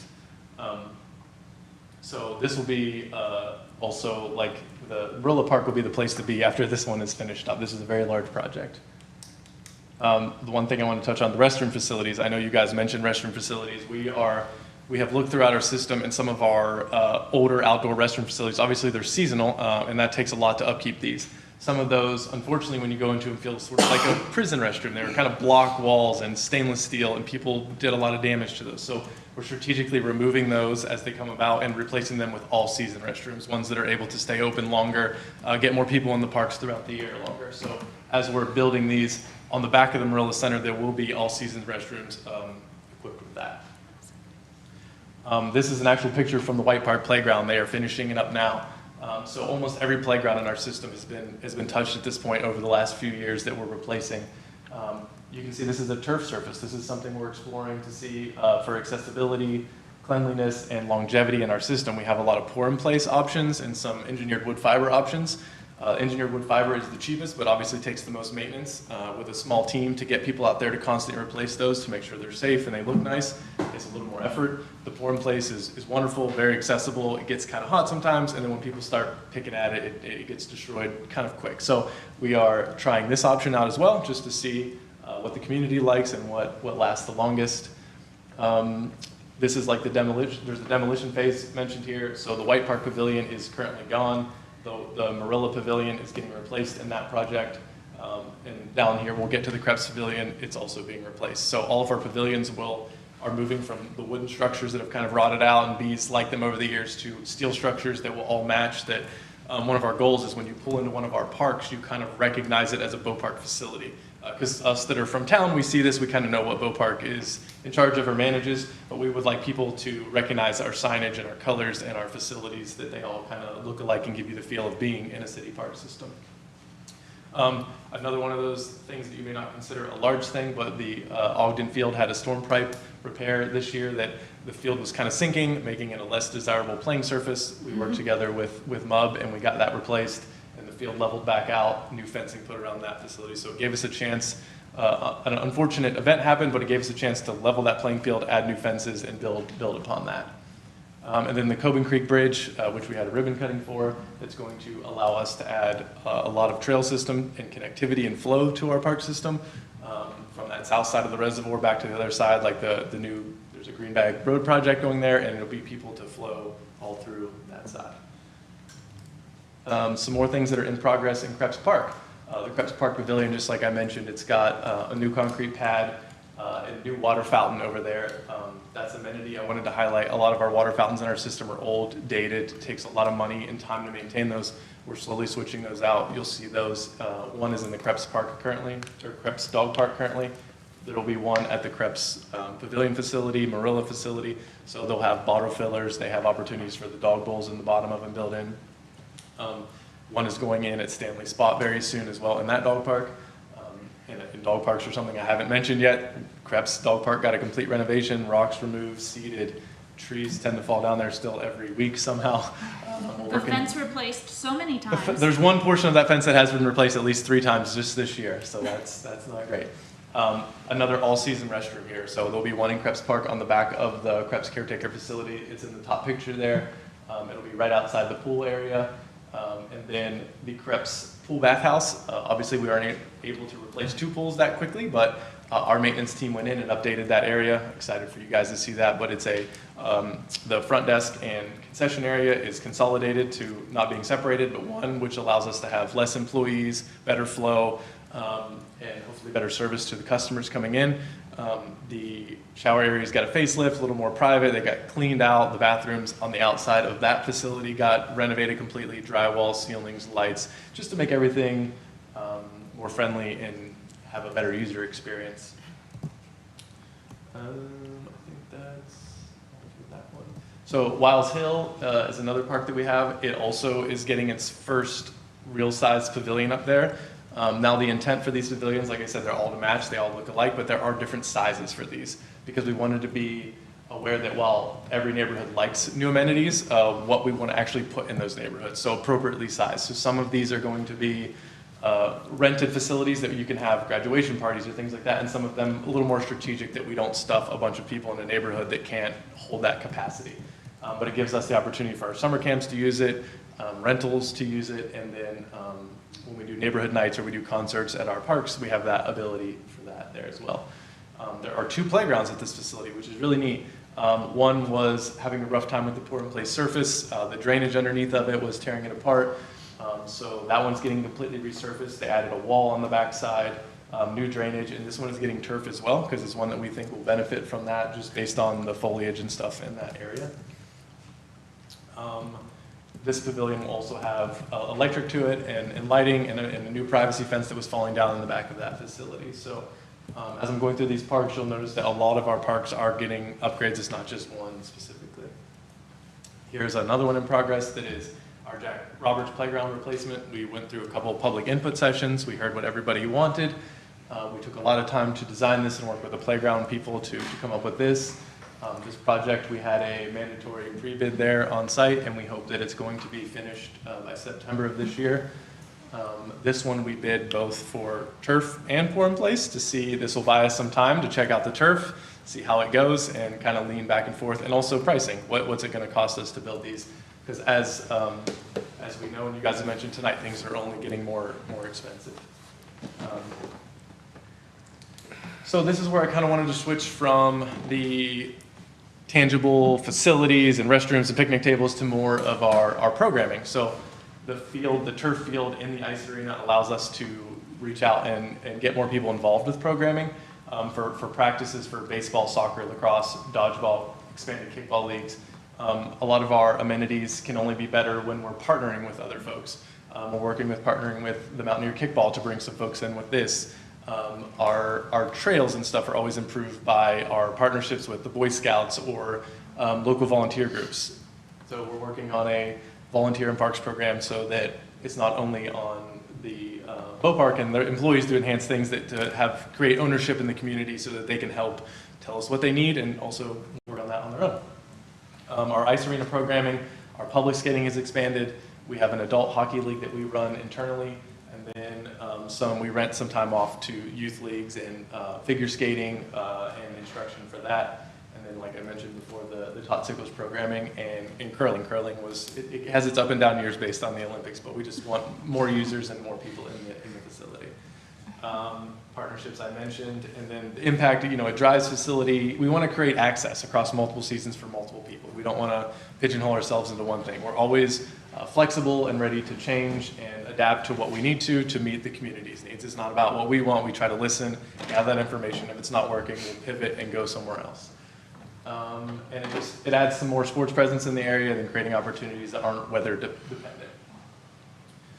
So arts and enrichment. We have the studio up at the Wiles Hill Community Center for Open Studio.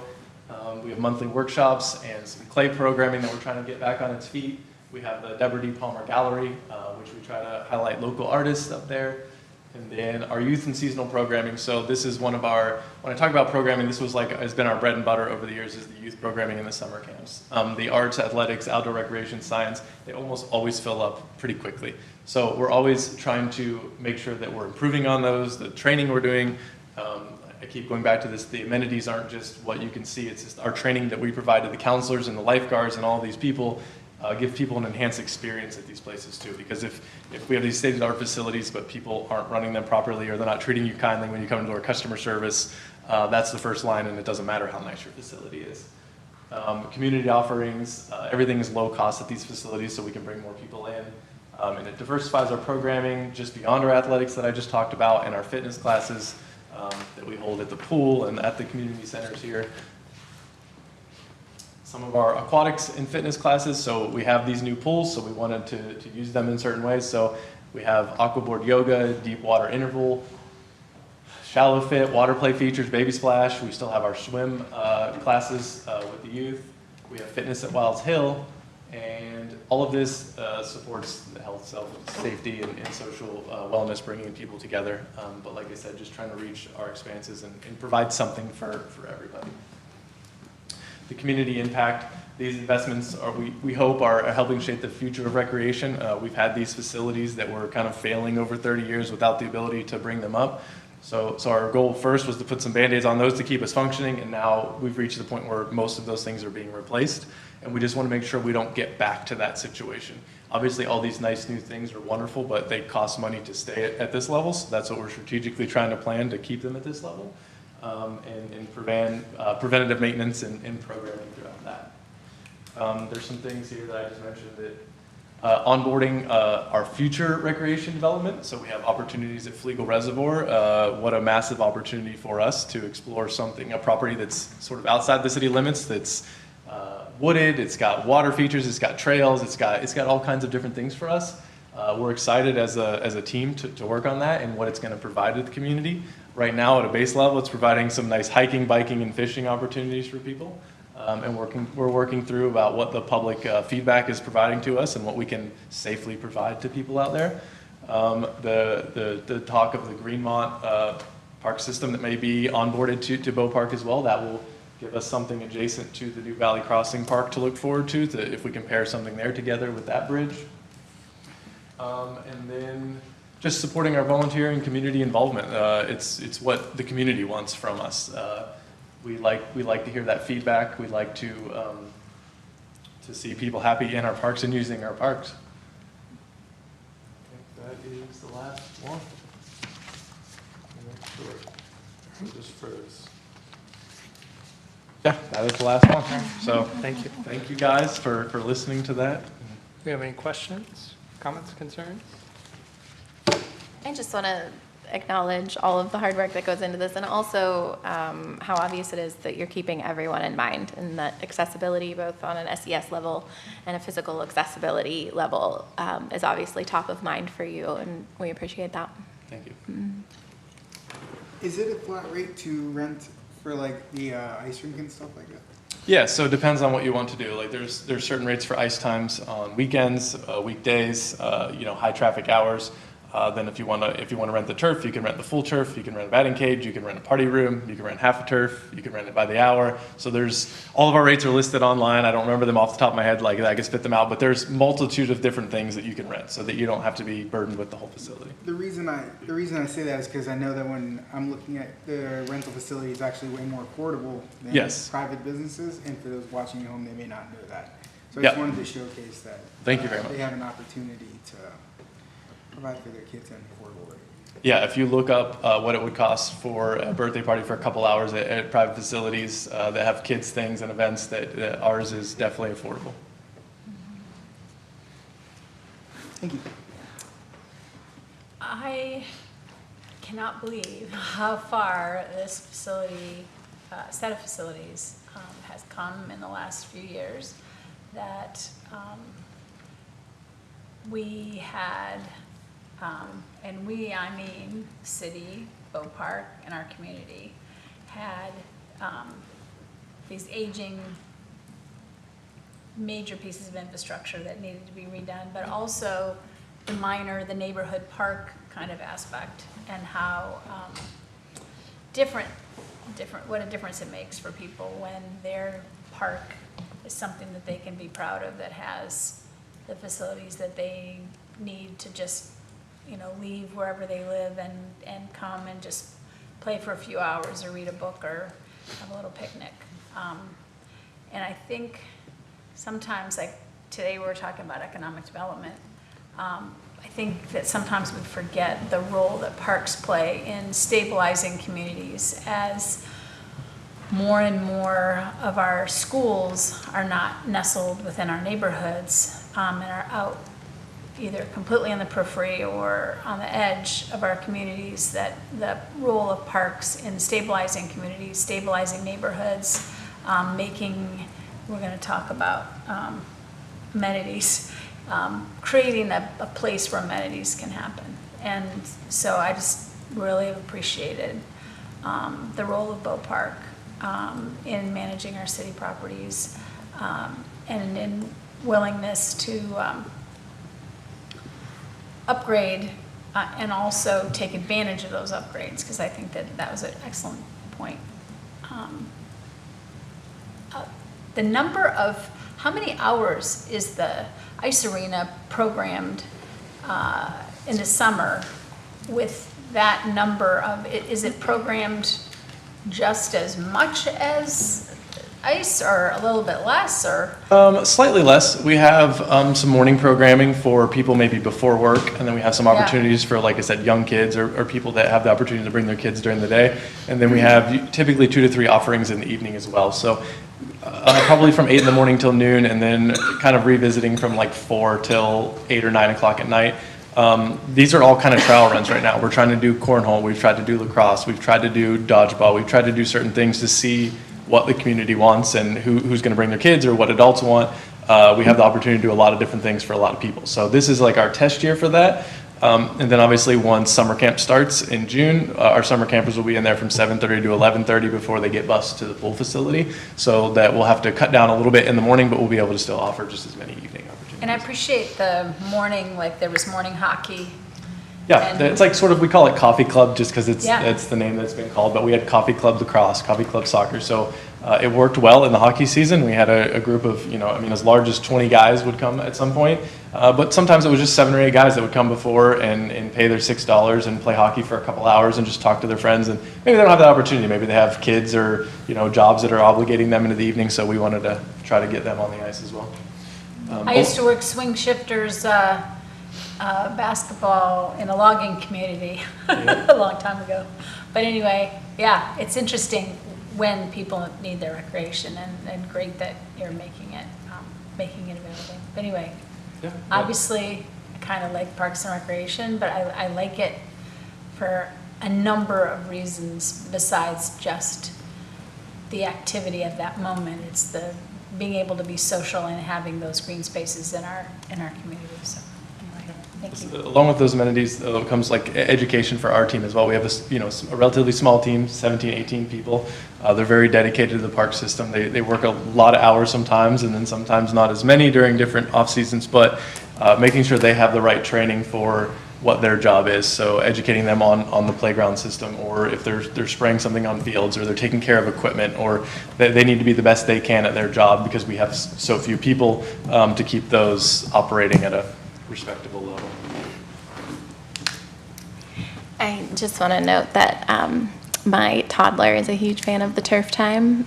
Shout out to our babysitter, Ava, who takes her regularly during the day. So thanks for a place to go when the weather is undesirable. Yeah, you're welcome.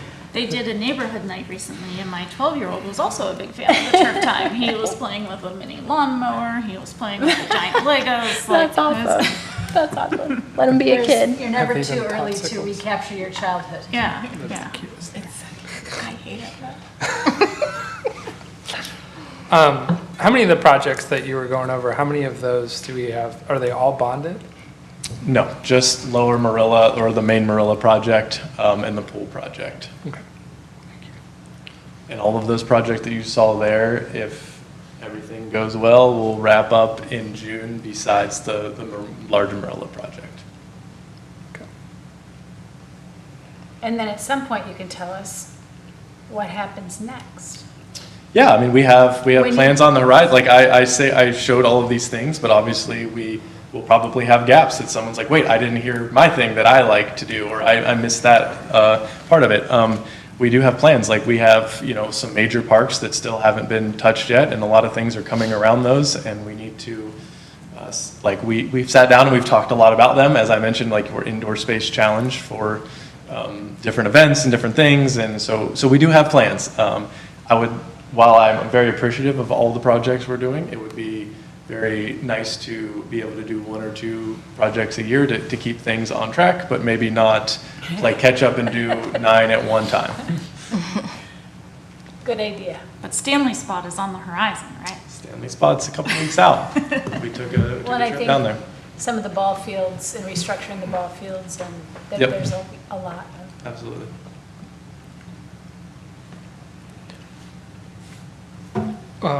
We may have talked about this before. Who do we have responsible for the mowing at Suncrest Primary? That is us. That's what I thought.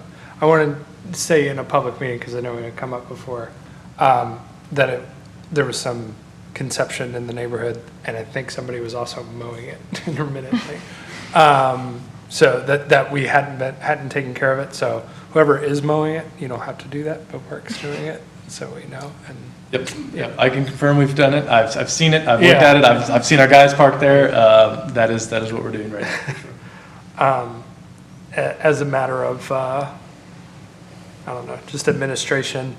I don't want to harp on Turtle Park too much, but like the drainage near the slide, it gets like real soppy wet. And so I don't know if you can look into trying to make sure it's graded a little bit better on that. Yeah, so adding more EWF to our parks that still have that is on our list for June. And when those guys do that, they'll kind of level back out the system, fill it back in, fix any drainage issues.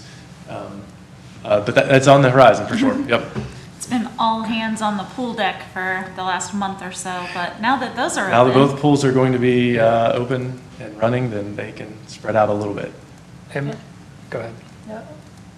I was going to say, maybe I shouldn't ask this in public, but would you, those are the best questions. yeah, would you have a problem if someone were to say, put a large outdoor container at Turtle Park full of sporting equipment? Would you get rid of that? Generally, you need to have a little volunteer form. You Yeah, need to but request it, or If I just don't probably get say removed. anything.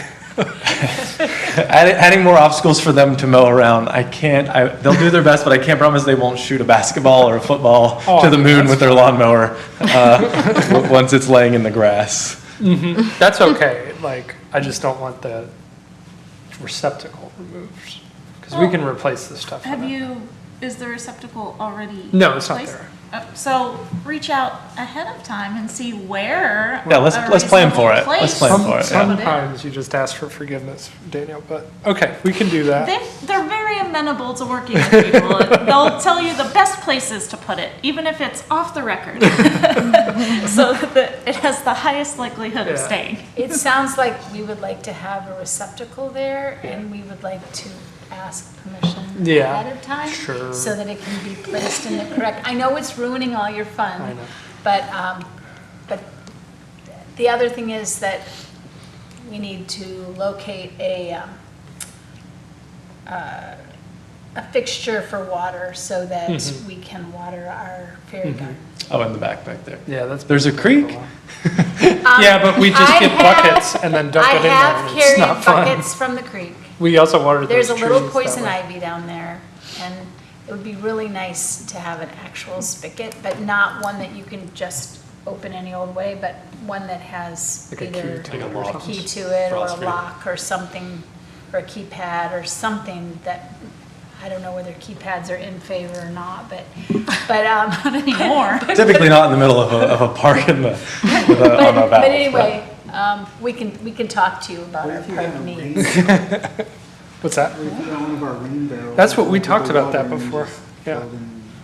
We asked. Something else to And here mow you around. can take a class at MUP. You get the comp- Unless it's- I Well, there's a have MUB taken the class facility at MUB. nearby too. Well, you get the rain barrel and you take the class.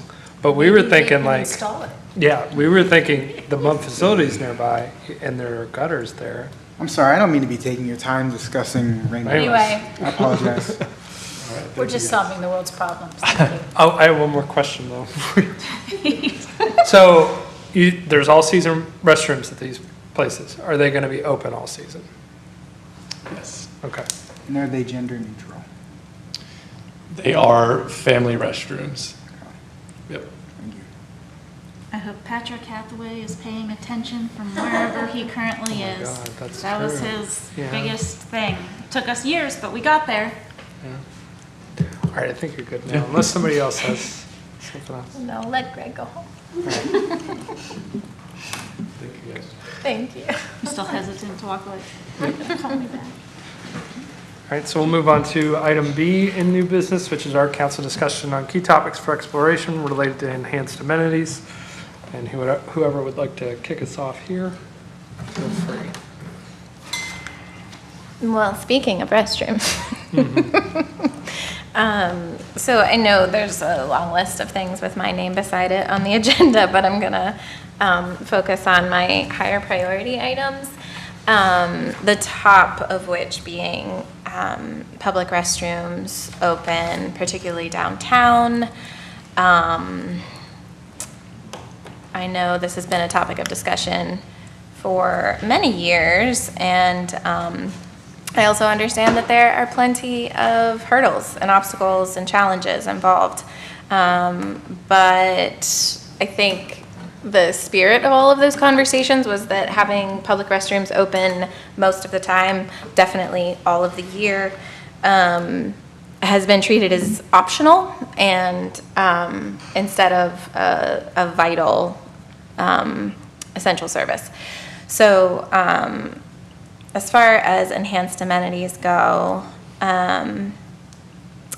public restrooms downtown open all year long, including restrooms in public city buildings being unlocked and available to the public is pretty important. Their tax dollars help us pay for these buildings, and the public should be able to use them.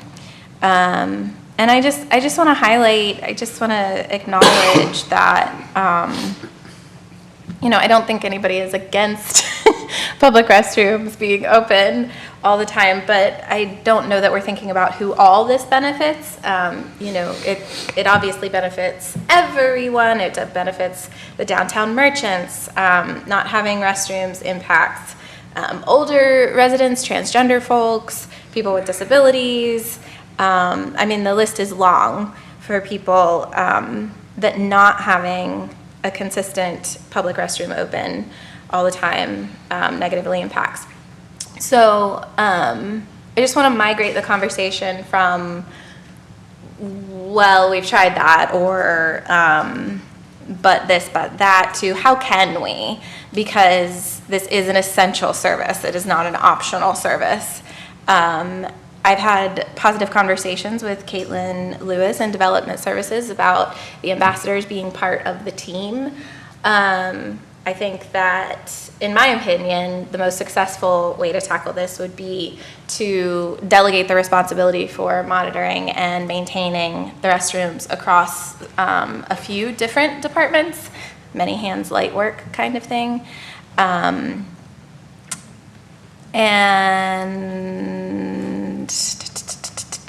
there are lots of specific options I'm happy to go through, but as far as maintenance and funding and the sustainability around that, but that's my top priority as far as enhanced amenities go.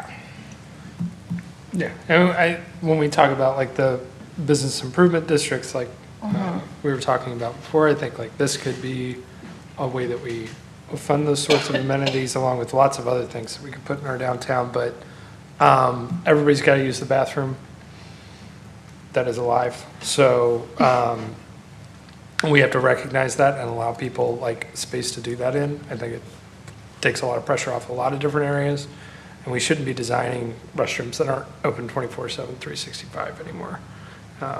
If we're ever going to put a restroom in, like that needs to be like a number one thing, like has to meet those standards at a baseline.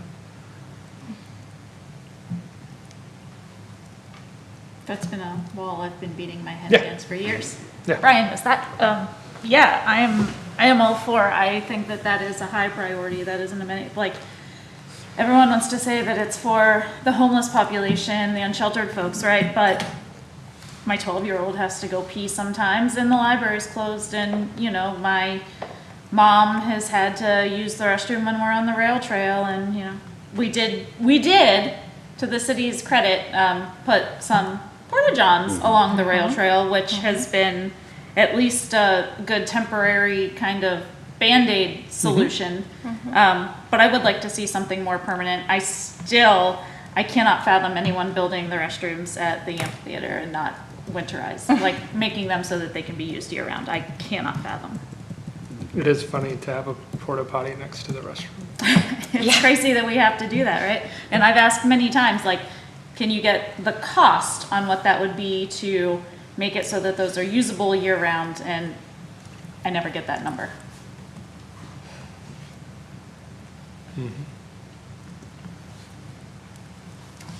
Yep, agreed. Just an anecdote, I recently, a downtown business owner shared a story with me about a group of cyclists that had traveled from southwestern Pennsylvania into downtown Morgantown and had, stopped and tried to use the restroom or were looking for a place to use the restroom, and they ended up in our downtown and going to Walmsley's or Pathfinder rather, and Pathfinder was like, oh, just across the street, so they were between Pathfinder and the bookstore, using the bathroom because they were on the trail Oh, there and wasn't didn't enough have, well, the bathrooms weren't open. Yeah. Bathrooms weren't open, so, yeah, agreed. It's not glamorous, but Kind of is. But neither is having to pee in a bush. Yeah, that's what I mean. super not glamorous. It kind of is. Sort of along those lines, I'd like to see installation of water fountains and bottle fill stations, just making water slightly more accessible, particularly in our city center. I know we've had constituents come and talk to us about water accessibility along the rail trail. I'd like to explore options, bottle fill stations, et cetera. Maybe we can talk to Greg and see what I did the convince Boat him to Park put ones one look in like. at the dog park. So Yes, the amazing. water fountain with the bottle station and the puppy bowl is going in at the dog park. Perfect. I love it.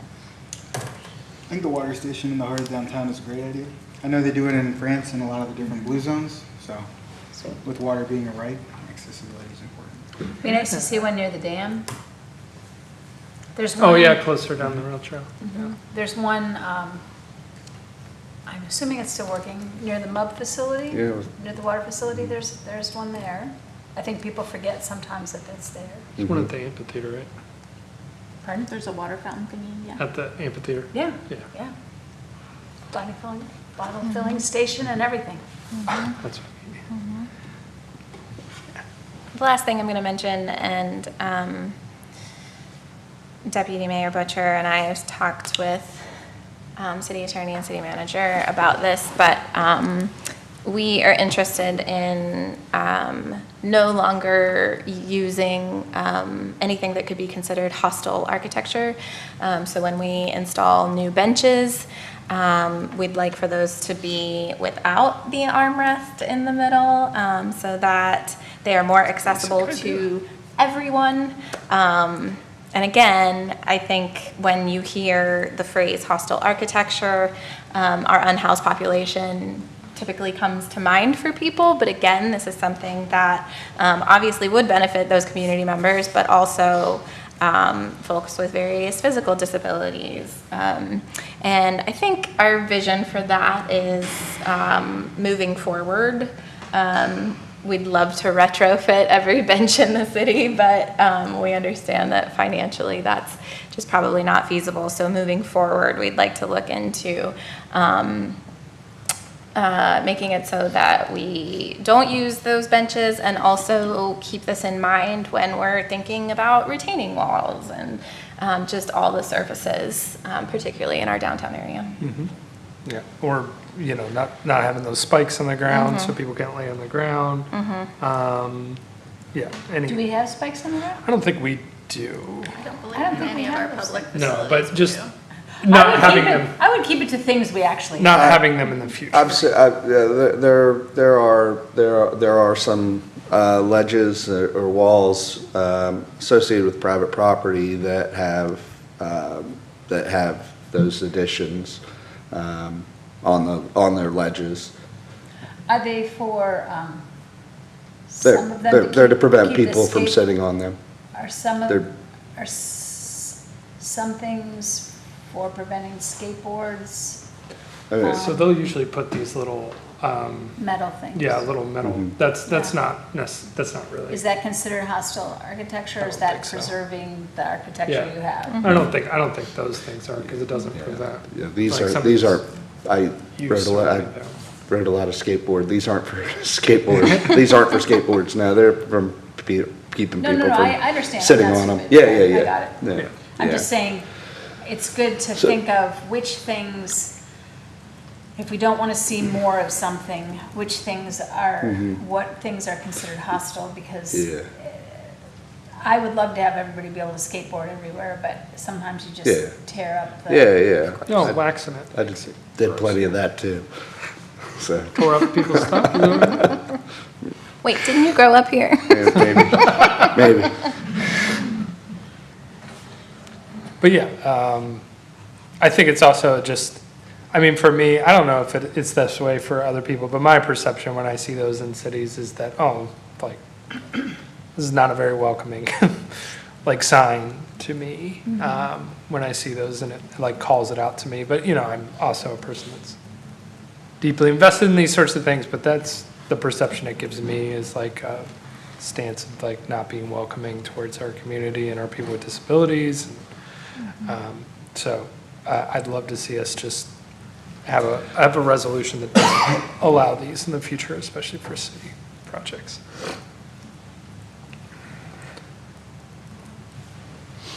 Any further discussion on any other topics here? So, Go ahead. so are any of these topics are fair game?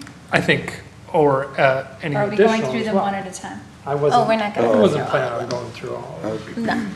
I want to talk, if I can, unless, Yeah, Jenny, did you want? I just do like to see having very welcoming pedestrian-friendly spaces and looking at connectivity between areas, and really kind of paying attention to some of the details that make it welcoming and make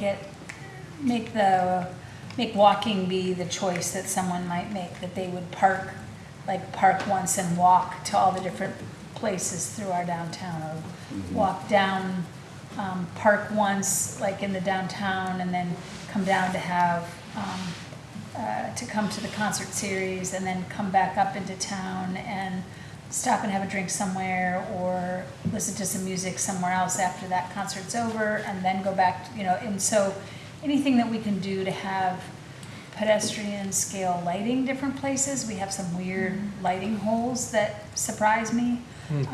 And having crossings, particularly between the waterfront and the downtown, having the crossings be more friendly so that people feel like we're really one community rather than a community that's divided by from with a boulevard or a highway. Depending upon your perspective. But I would like to see more of those, more pedestrian connectivity. bridge. I would piggyback off what you're saying and ask what we can do to work with the state to turn a lot of our crosswalks into, all of our crosswalks into scrambles. Especially at the bridge down here where the Ruby Theater is. Because if you're coming across the street, when the people from the bridge, the Westover Bridge, are turning left, it is at the same time as the crosswalk. And I don't know how many times I've almost seen people get hit in terms of crossing when they're allowed to. It's so hard to know there. I used to cross there with children, and it was awful. Yeah. Not knowing who's going to whip around the corner at you. And there's so much, that's like the main way you get from downtown into everything that's down there. And it's really hard to cross. Yeah, and it's just, I'm worried with our concert series at night when it's low visibility of what that could end up being. So. Jenny, you and I should sit down with Caitlin Lewis in Development Services about wayfinding and connectivity among the rail trail and downtown and wharf. She's got some really neat ideas and low-cost ideas. So let's sit down with them. And I would love to. Okay, great. Do we still have connectivity as a topic area, That's right? the next topic. Next month, is right. Oh, well, enhanced great. connectivity. Yeah, I think Fairmont has a connectivity plan. Maybe we should look at it. Good idea. Jody, I do want to highlight, sorry, I know you're going to launch into a big thing, so I want to No, just it's fine. like highlight the 15-minute parking and library parking. Like, I think we all understand the issues with parking in downtown and what people want versus what actually works, but I would like to see more of those short-term parking spaces that are free for a period of time, and particularly a couple across the street. So like the folks who have like 72 library books in their arms. Also, oh, Sarah's not here. I'm motioning over here like Sarah's still here. Right. One of my like new favorite activities is sitting in the third floor conference room here and looking out the window and watching people struggle with that parking thing. Like, we have a lot of older folks who maybe don't use apps, and we have a lot of people with children that they're trying to keep from running into the street. Like, over here with people going to the library seems to just be a real pain point for parking. So, yeah, maybe setting aside a few of those for, even for visiting City Hall during the day. Just during, weekday business hours would be fine. Exactly. Like 3 or 4 parking spaces, like 15-minute parking for library or City Hall. If you have to come in and pay your B&O taxes, or if you have to drop some library books off, like. You should not have to pay to park Yeah. to do that. Yeah. And downtowns, you're supposed to have your turnover of parking. So 15-minute spaces should be great. And the same with any of the restaurants that have been needing them. And I know that we don't make spaces particularly for particular restaurants, but I know that in front of the Blue Moose, during COVID, there was a space, and then I think there's probably a space there again. But I think for people who are trying to make money from, and people who are trying to get or take out food, to make sure that we have those rotating spaces in front. For sure. Delivery takeout's probably, it's exploded much more than it They was. said sometimes it's 80% of a restaurant's business. So we do need to We better be evolve. sure that we're giving them the 15-minute We do break. need to evolve around it, because that's the main way people eat out nowadays, pretty much. Not me, I'm going to sit down. Yeah. But that's what they report, so we should be sure we're with the times. Yeah. Do you think he should get a turn on? Well, okay, thank you. But I want to, so the first topic area I wanted to bring up was culture and arts infrastructure. Yeah, it's near and dear to my heart, and I think we have kind of an incredible foundation to build upon. In general, it bolsters our identity, enhances our quality of life, it drives tourism, civic pride in our economy. So we have incredible staff, and I think we need better infrastructure in a couple cases for both. I think specifically if we provide, the better infrastructure, we can have better programming and events and activation, and those things drive public engagement and utilization. I'm specifically thinking about, the library went through the exercise of completing a facilities master plan. And I think, we need to undertake the process of engaging in formally looking at how that is funded. The other opportunity that I want to highlight is our museum, and our museum staff is incredible. Vincent and Jason have done a great job, and I think it is in a location that isn't as prominent as it should be, and I'd like to see it. I'd like to see that kind of be also undertaken as part of this study, to look at, okay, how do we, what does a more prominent location for the museum look like? It doesn't mean that it necessarily needs to move from where it is, but it could, I think it deserves to be more prominently located than, on around the corner off the beaten path.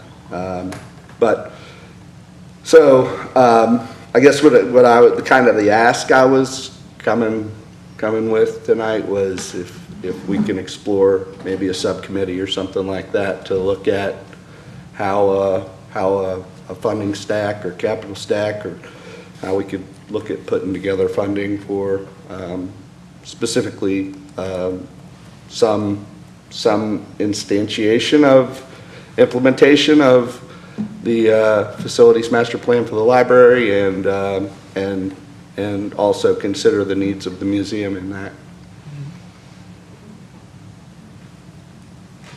Do you want them together, or do you want them in separate locations? Because they're nice anchors, wherever they end up, they're nice anchors. I don't think for whatever that, is. yeah, I don't think that's something, I think You're just talking about a needs assessment. Yeah, that we need to fund it. I just want to look at funding, right? I'm not trying, I'm not. What you want. Well, I think the library just went through a No, big process. I meant the museum. Well, I think we need to talk, I think we need to work with Vincent and Jason on that. That'd be good. But, if we don't deliberately sit down and look at our Let's funding look at streams, or street what funding streams or levers we have available to ourselves, then we're never gonna, they can talk till they're blue in the face about what they want or what they need, or the opportunities we have, but we also need to be open to having a conversation and exploring alternatives around funding. So that was my suggestion as far as Like a that big one old goes. campaign? Maybe, I don't know. Got to do the work. Well, let's do the work and then go from there. See what it looks like, see what our alternatives are, what's the gap, if there is one. So, I have no business being on it, but the subcommittee is a great idea. Pardon? I have no business being on it, but I love the idea of a subcommittee to start exploring the funding option. Do you envision that being mostly council and staff, or do you want stakeholders involved in that? Yeah, again, I'm not, I'm just, yeah, in my mind, I- there's a Friends of the Library and a Friends of the History Museum yeah, group yeah. that may be of some use. You know, the facilities master plan went through, and the library went through a painstaking process of including folks from all over the community. As you all know, many of you participated in that process, and so, you know, I think, but I just look around and say, you know, okay, what is we just went through this big process, developed this big plan, and I wish Sarah was still here, but you know, developed this great plan. I think the plan's fantastic, but you know, if we don't again look at, you know, prioritization and opportunities around funding, then we're not going to ever get to any kind of implementation.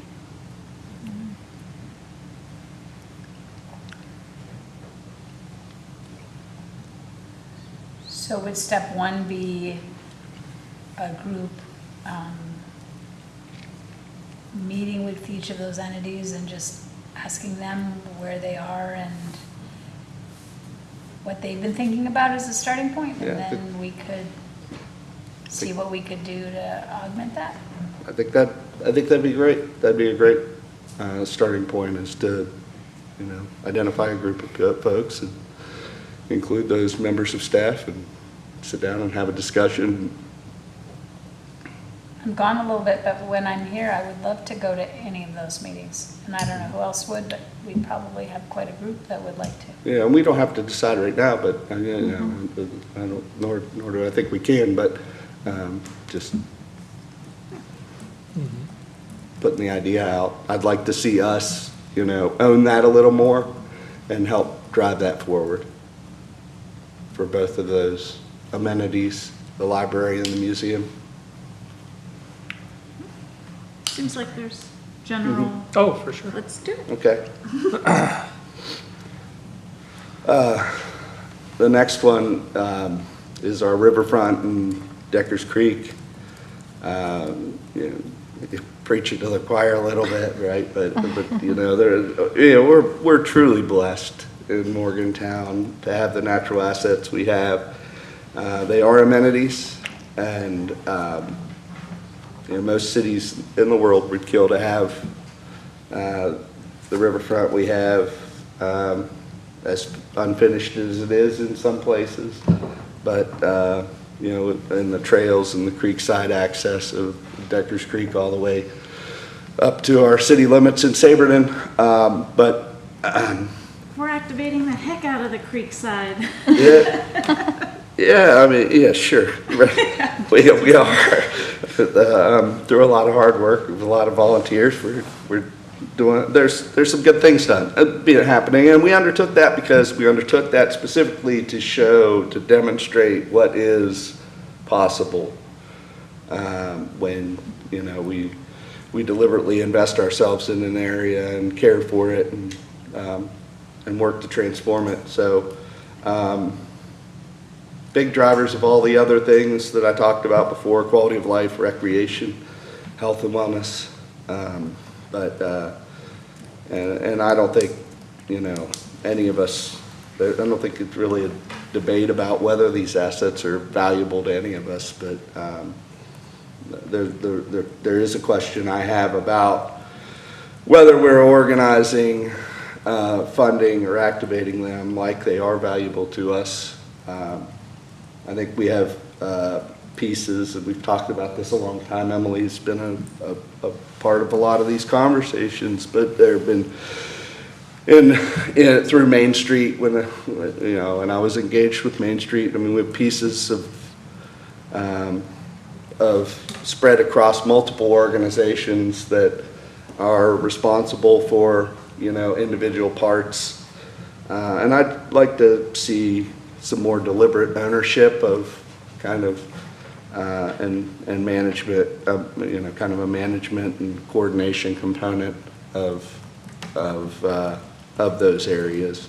You know, not to step on anyone's toes or anything like that, but just to, you know, make sure we're talking to each other, make sure we're planning together. We've got the Riverfront Task Force. I think that's a great vehicle, but, you know, I don't. It's a certain thing, it's not everything. Yeah, right, exactly, Jenny, yeah, right, so, you know, I think, there's real power when we work together, when we're in sync with each other. I think, you know, we've seen that with the airport recently, a lot of success. Charleston just, you know, Amy Goodwin was on the radio all day, talking about the $27 million project that they've got going on in the RAISE grant that they got to support it. It's about connectivity. So, you know, we put ourselves, the better we are at kind of managing all of these different entities and coordinating and doing that coordination and filling that gap in the middle, the more successful we're going to be at capitalizing on opportunities like they've done in Charleston. Certainly.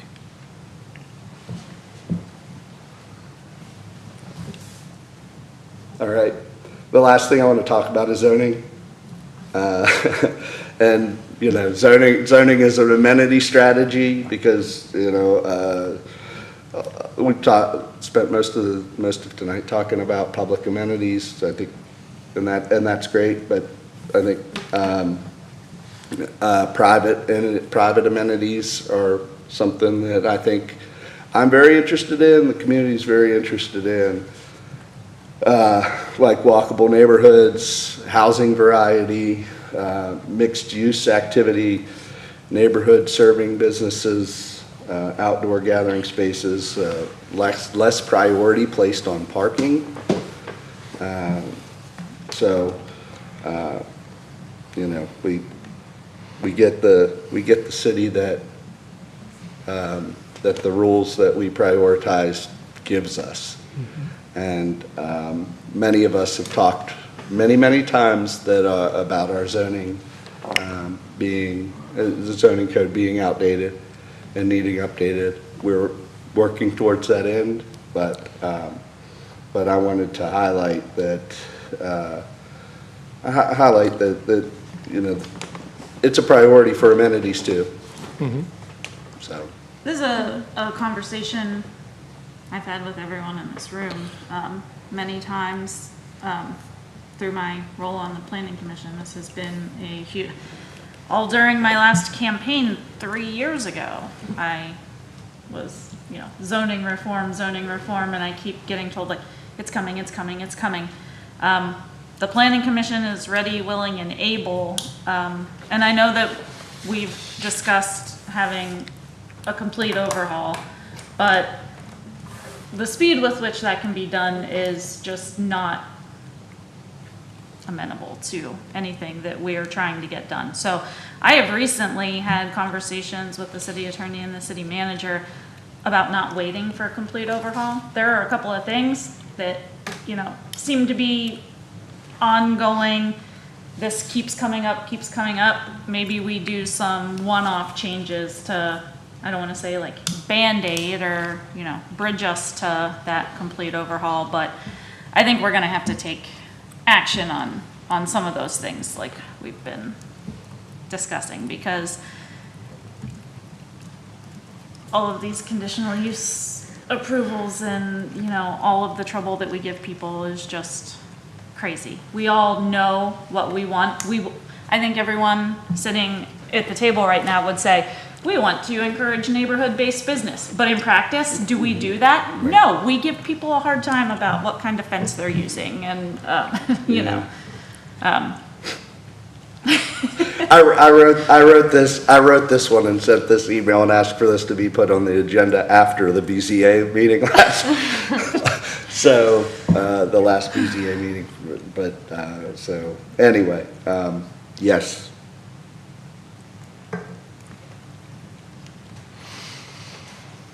All right.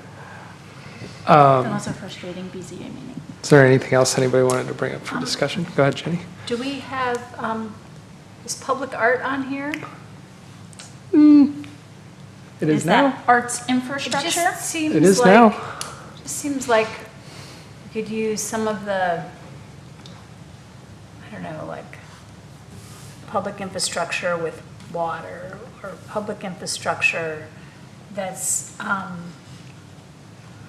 not necessarily just murals or not necessarily, but just thinking a little bit outside the box about what we'd like our, I've enjoyed when we've had sculpture added. We haven't had sculpture added in a while. It just would be neat to think about what else we could do to make our city, and then this idea of what sort of outdoor gathering spaces would be useful. I've always wanted outdoor gathering spaces, including a space that you could put a dance floor down, so that, for instance, near one of the pavilions or near the waterfront, having public dance space. I know they come and they bring I was their like, own I see shaker. those swing dancers everywhere. I know, but I just would like to see a space that would be easier on the legs. Could be for yoga, could be for dancing, could be for whatever, but some outdoor spaces like that. To jump off of that a little bit, the one thing I wanted to bring up, I've seen in several communities now that I've visited these kind of ways that a lot of these projects that I've seen, I brought one of these up to you, Jenny, like a year ago.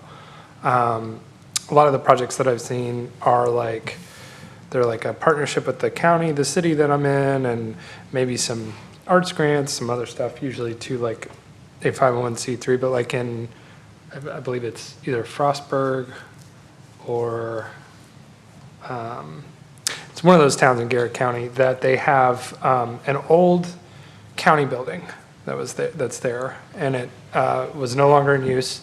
And so they just repurposed it as a gallery, and then in the back is like a maker space.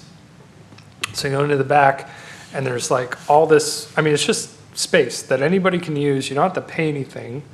And it has like all kinds of painting supplies, sculpture supplies, audio-visual equipment, all kinds of stuff. And it's sponsored by like their county arts council, their county government, their municipal government. When we ended up being there, it was like during a Christmas sort of celebration, which was the cutest thing I've ever seen in that town. They had like a Santa and a horse-drawn carriage going through. But anyway, you went through there and it had tons of like local artisans. This is a town like half our size, I think.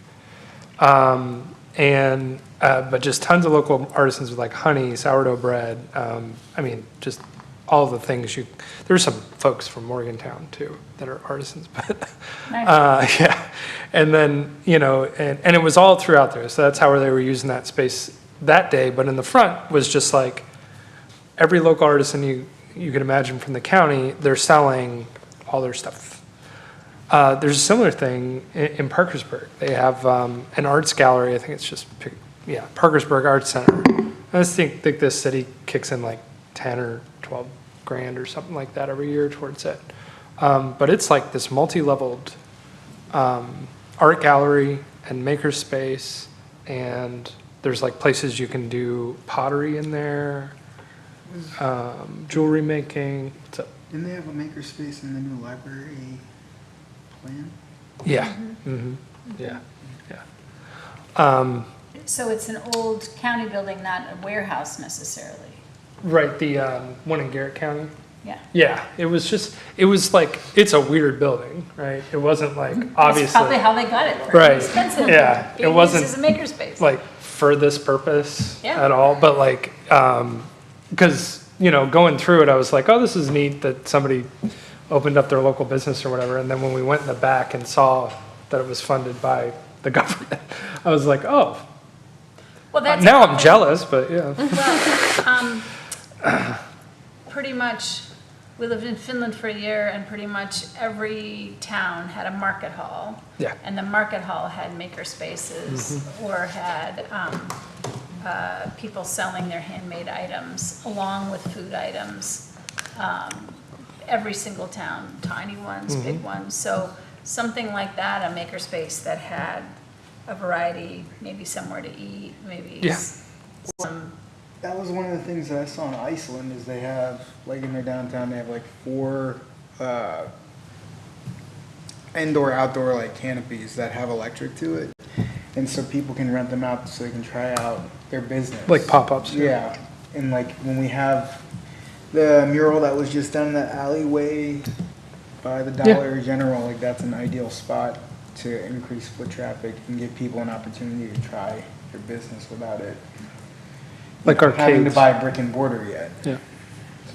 If you install year-round, like weather canopy. I think Huntington has a similar thing where it's like that arcade that's like across from Pullman Square that you can kind of just set up business through there. Was it you and I that had talked about that? I think that was one of the suggestions just now in the economic development workshop. They had some sort of a market. Yeah. It'd be neat to have an art component. Yeah, it's great to have our pavilion out there, but like something indoors, Well, no, I more mean an permanent. indoor. I mean an indoor market, Yeah. and I think that was the And intention. focused on the arts would be really Yeah. cool to Woodburn's see. prime for the taking. It's not a bad idea. Is that whole like first floor essentially still empty? Currently rented. Okay. Currently what? Rented. Oh, There's an entire second floor. that's Maybe it's not the second floor I was currently thinking of rented then. at all. Yeah, it might be the second floor. We have several people who are interested in expanding their rent hours or new renters in that space. Or could follow a council priority. Yeah, yeah. Yeah. But that's it for me. We have anything else we want to discuss on this topic? Or are we good to? I like this multi-purpose indoor space. Yeah. I think it's also like Wilson Works type of market. And it could be something we even just like seek out partners on, you know, that probably already want to do this kind of work, but we can be one of the catalysts. Yep. Be a good partner. Yeah. All right. If that concludes our discussion, I'll, Move to adjourn? Second. I didn't think we needed a motion. I thought you just adjourned. Well, here we are. we are adjourned. Thanks, everybody, for coming.